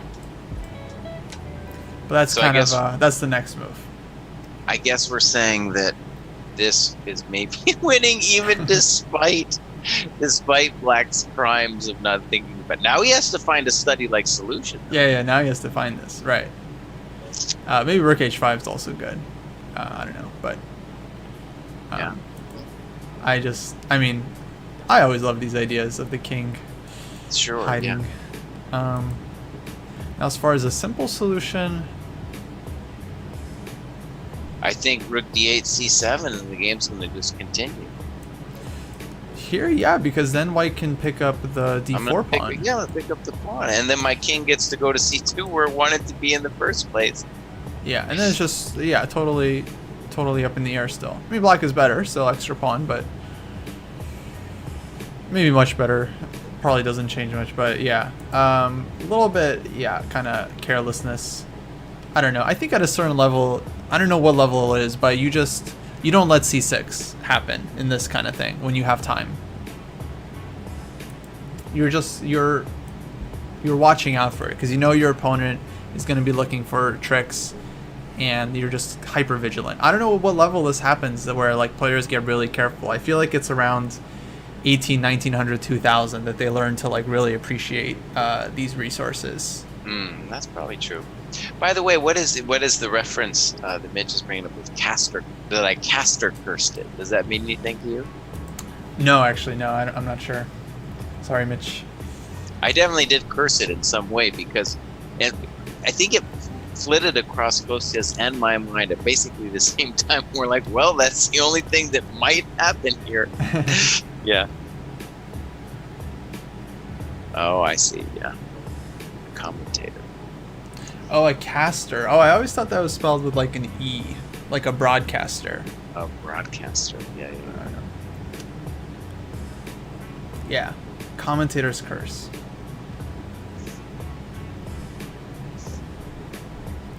Oh, well, maybe we should go to the Chow Danny game. Things have heated up. Oh, Black stole a pawn that maybe he shouldn't have stolen. We're about to find out.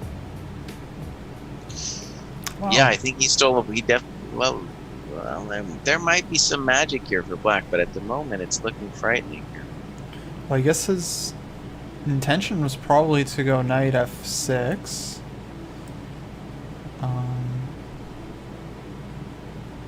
So we've got rook takes and bishop c4. Then there's like knight b4. Yeah, it's tricky. We gotta say that bishop takes d5 was terrible. Bishop takes d5 was terrible. There's so many other moves the guy had there. Oh, don't do it. Just don't even do it. I know you started calculating it. You thought maybe you could get away with it. Just don't do it. Because now, oh my God. Yeah, like you're putting yourself on the wrong side of a tactics puzzle. You're just like... Well, and like the rook on d3 isn't really working with the bishop on e2. His pieces aren't doing anything to you. If you just play b5, there's no reason to think that black isn't better. After bishop d5, oh man, I don't know what's happening here. Now, so let's give him the benefit of the doubt. He does play knight f6, and he is going to claim, for example, that rook d5. Why don't I pull this up for the analysis board here for a second? So we can piece it around a little bit. He's going to claim a big claim about here we're gonna get some tactics puzzles going on for everybody. So that rook takes, knight takes, bishop c4, that we're living in this, and because of that trick. That's got to be the claim, right? Yeah. Okay, now I have a feeling there's going to be more than one problemito in the quesito about that. And the easiest one, well, well, let's give them the benefit of the doubt, but like here, and queen d2, say. That looks like a pin and win situation. Rook, let's say rook d8, bishop c4. Yeah.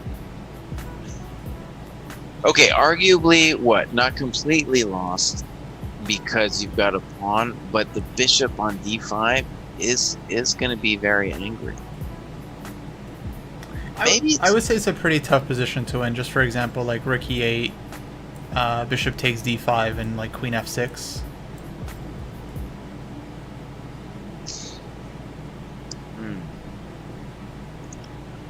Yeah, so let me just say, maybe white is better than queen d2, but and I'm not certain exactly what's going on, but black didn't want this. that's what I am certain of. Black didn't want this. Compared to before, yeah, definitely not. Right. Do you see a better move than queen d2? Or rook takes d5 for that matter. There might be something better than that too. No, not really. Let's see. Did you mention queen f5? Actually, queen f5. I assume the guy wanted knight e7. e7. But I don't think this was really calculated by black. I mean, he only spent like a minute on bishop takes d5, minute and a half. No, knight f6. I'm trying to give him the benefit of the doubt, because you don't do it if you're. Maybe he just didn't see rook takes d5. And honestly, maybe this doesn't work. I'm just realizing, for example, on queen d... I don't know. I was trying to figure out some way to mess with black. Like, there is some tricks. Like, if queen... In fact, queen d2 I'm uncertain of. Queen d2 and then queen e7. Oh. Right? Big one.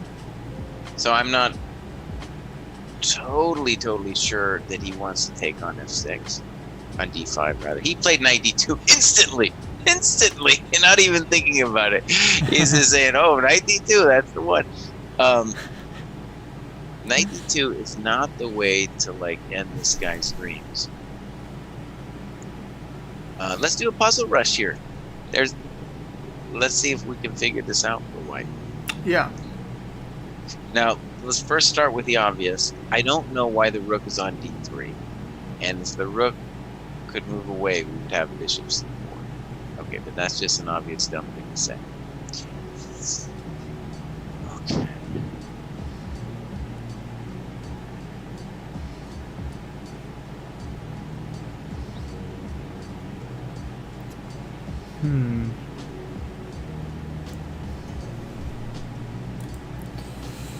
Okay, there's takes and queen c4 from Sunny, but then it's like, how do we pile on? Because the bishop needs this square, so black defends somehow. Rook d8. Right. And no, it doesn't seem like there's a follow-up. But okay, worth considering. Yeah. It's all fine. Just queen b3. Then that runs into queen e7 again. So this move is really holding things together for black.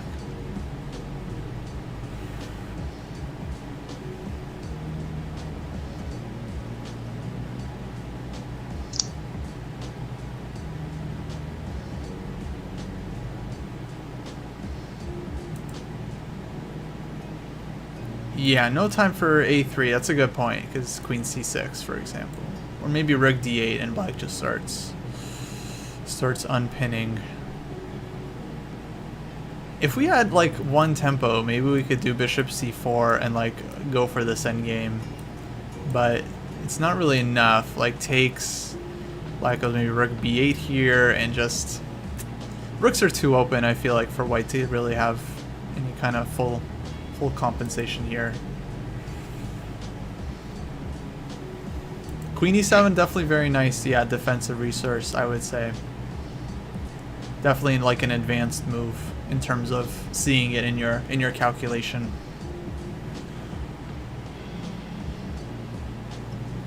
Oh, but we got now some... he's gonna feel good about it. He's gonna be like, well, I saw all of that. I saw all of that stuff. I don't see anything for white, and he played. Then he just busted out like 1,000. Yeah. Well, do you mind if I check with Stocky just so we can get an answer? Stocky? Yeah, we could do Stocky. Yeah, black is fine. Black is winning. Knight takes d5.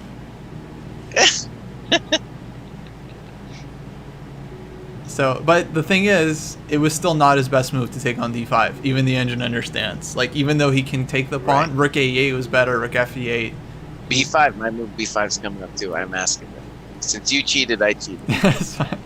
But right, it's just saying the obvious that if you move any other thing, you're better because the pawn on d5 isn't that dynamic, and the queenside majority will roll. Yeah, I just wanted an answer, making sure we weren't missing some kind of puzzle rush, you know.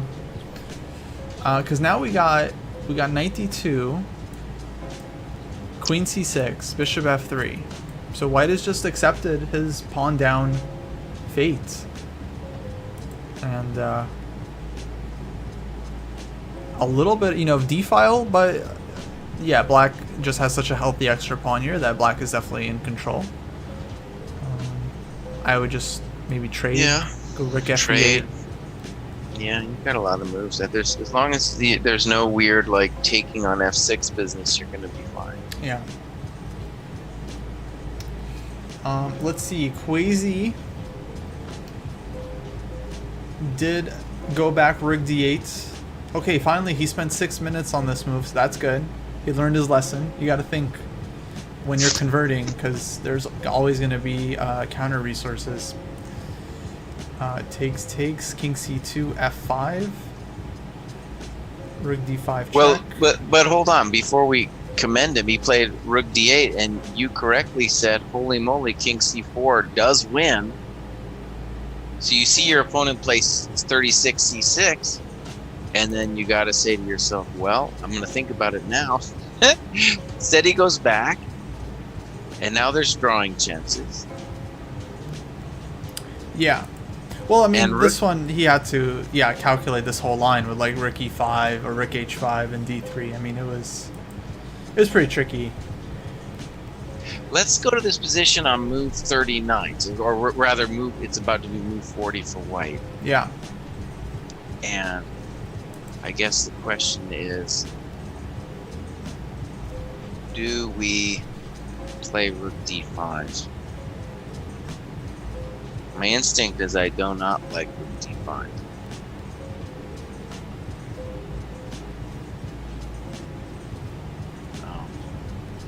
Maybe it's not so easy, but okay, yeah, I'm opposed to rook d5, but in order for me to prove that, I need a good move for move 41, which honestly, if it's an a5 move, it can't be so bad. And what if white had played g4 instead of rook d5 check, just to keep... Yeah, that's what I mean. That's what I mean. I thought that was the move where you're holding that line. And now you gotta really worry about. You got some worries, man, because your pawns aren't mobile on the king side, and black just needs one check on the second.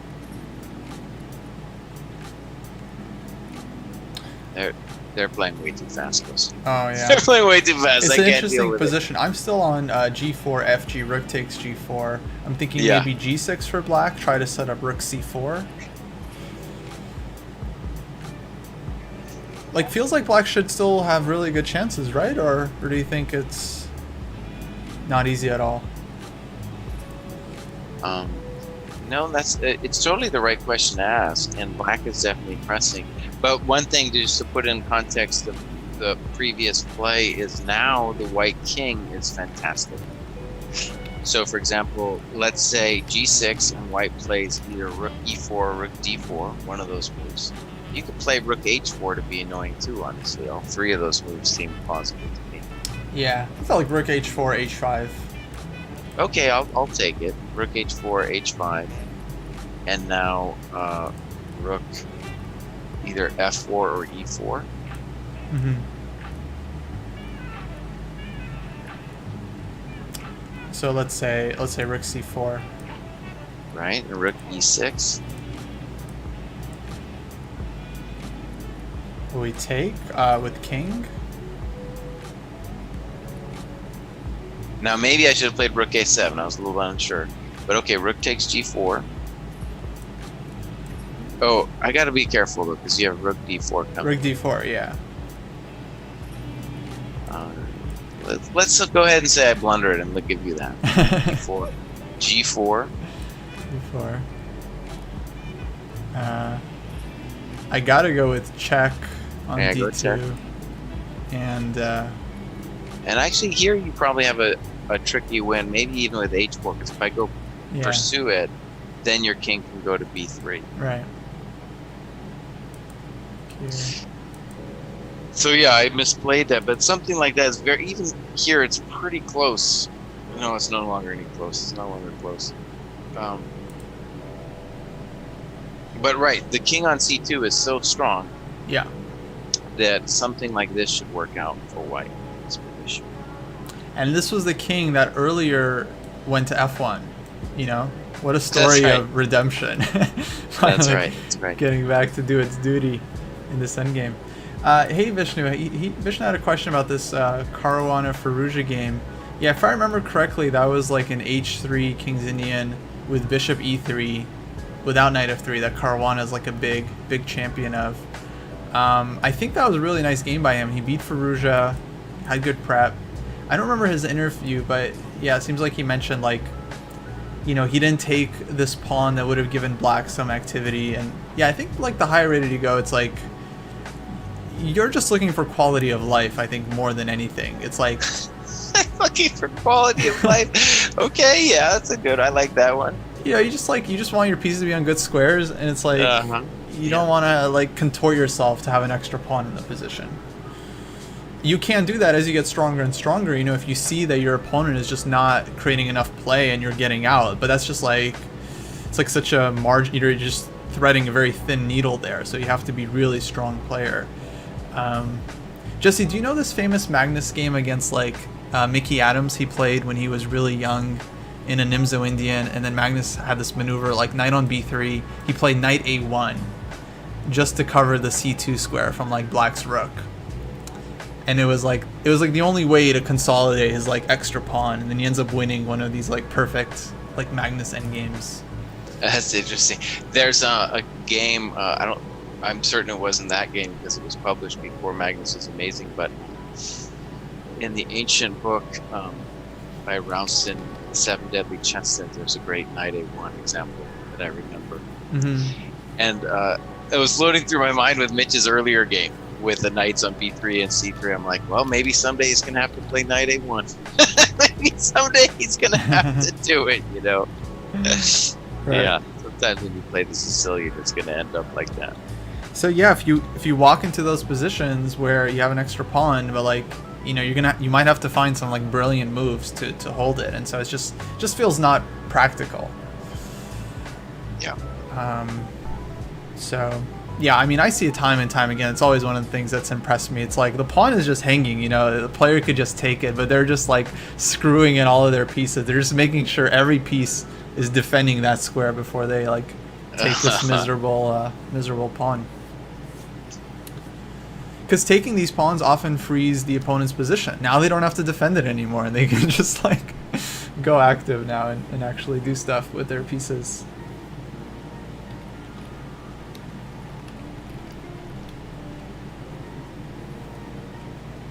Oh no, Mitch, extra pawn against Gino. Well, happens.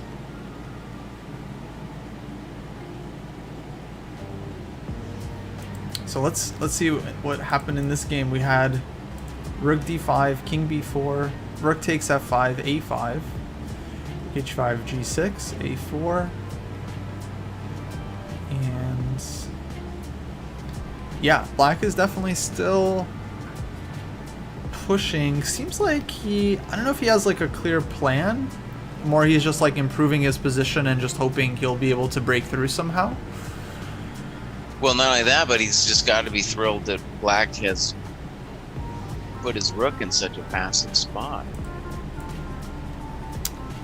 Well, normally we think of the rook behind the pawn as being really good, but once... Oh, you mean black not having a plan? I thought I was saying black was just so happy that white put his rook in such a passive spot. Oh, yeah, white is passive, but yeah. I guess I'm not seeing how black plans on converting this with his king on a5. Seems like he's just taking a timeout. Oh, I don't think this one's hard, right? You start bringing your king to b4. Yeah, bring but then... it on over. So king b4, white will go rook b1 check. King c4. I guess rook a1 was the problem. Rook a7. Rook a7. Okay, why didn't he do that? Could have done that on move 45. Oh, maybe there's rook a3.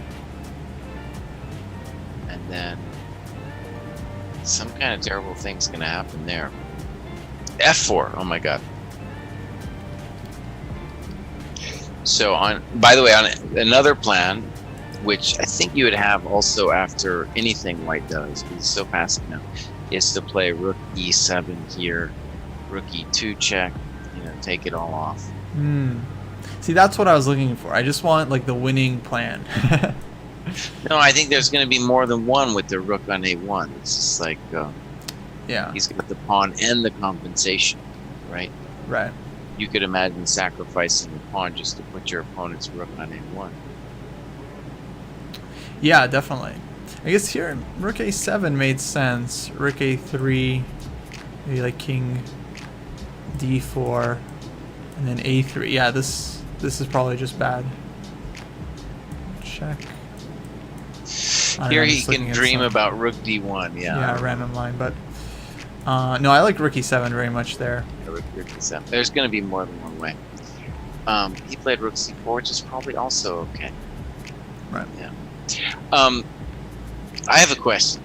So, the Moobot just said we have 65 subs. What are our... I'm still not a Twitch expert, especially this. What are our goals here? What are our goals for our Twitch channel going forward here? It's a good question. I mean, we want... we definitely want to do regular team battles and like maybe sub battles against other channels. So we take our guys here, Sunny, Mitch. I feel like we would have one of the strongest teams out there. And we just put them up against Chess Bras. We put them up against Fiona, Ginger GM, their channels. We crush them all. Right. We maybe get some inter-dojo tournaments. So yeah, I really want to start up our own personal groups where we have like your team, my team, David's team, and maybe we have some monthly or every 2 weeks we have some kind of battles between our teams. In terms of like number goals, I mean, of course, yeah, we want more viewers and subs. I don't know if there's really any limit. At a certain point, the channel can get too big, and then we kind of lose sight of what we were kind of hoping for. We're trying to focus on like long-term chess improvement. I feel like the bigger the channel gets, the more there's a push for like faster paced streams and stuff. So I don't know. I think we should focus on the stuff that we want to do and the stuff that we're interested in, and I think people will watch and participate rather than necessarily playing to the crowd. Right. Okay. Oh, that's good. And I haven't kicked you off my team, Vishnu. I don't yet know how the teams are gonna work, but I want you on my team, buddy. Yeah, I want you on my team. Yeah, I feel like the team thing too. I haven't. Yeah, that was like a key idea that we had early on, and we haven't actually established team. Right. Yeah. The closest we had to teams was the vote chess thing, which I really liked, and maybe we'll do that again. But we don't yet have teams. Right. Yeah, I'm really actually just today I was really just fantasizing about having like some kind of like dojo, I don't know what to call it. Basically it's like a team, maybe like a roster. And we'd have like Sunny on board 1, he's been crushing it. He's our #1 guy, you know. We have like Mitch board 2. We just have like our rankings based on who's been maybe showing up to streams, who's been playing tournaments, playing round robin games. We just have like our top guys. And then maybe we have our own individual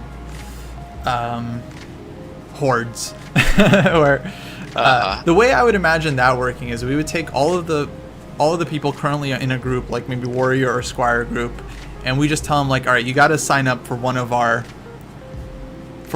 you know, one of our philosophies. You can sign up with Jesse, with me, or with David. We put people on one of our teams, and then we might have like team battles. I don't know. You know, the fun part is like the people like getting to train and somehow get better. That's what I really love about Puzzle Grind, is that everyone gets their own sheet on like the Excel spreadsheet, and everyone can like track their progress, and you can see how other people are doing. Is like just this community vibe that helps everyone push forward. People are posting on Twitter like their progress, and yeah, I don't know. So it's a lot of ideas. Just trying to figure it all out. It's like asking, who do you love more, mom or dad? Yeah, guys, you're gonna have to pick at some point. Or we just have like a collaborative, you know, dojo team where you, me, and David, we just teach everyone, which also could work. We don't necessarily have to do separate sensei teams or anything like that. And the team could be like us playing. I feel like I think where it gets really spicy is us playing some other site, right? Yeah. And what site, like, yeah, what is our competitor? I'm sure we have one. I just don't know who they are. I mean, yeah, that's what we need. We need to play. We need to play our boards against their boards. Yeah, I know. That's probably it. Actually, I think you're right. I don't know. I feel like this whole sensei team is kind of hard. We might do like, we're thinking about doing like a reality show in the future. Like our own like challengers. Maybe we'll save that. But yeah, right now we just need to establish like a dojo team that we get ready for competition. Some kind of like Bundesliga style team battle.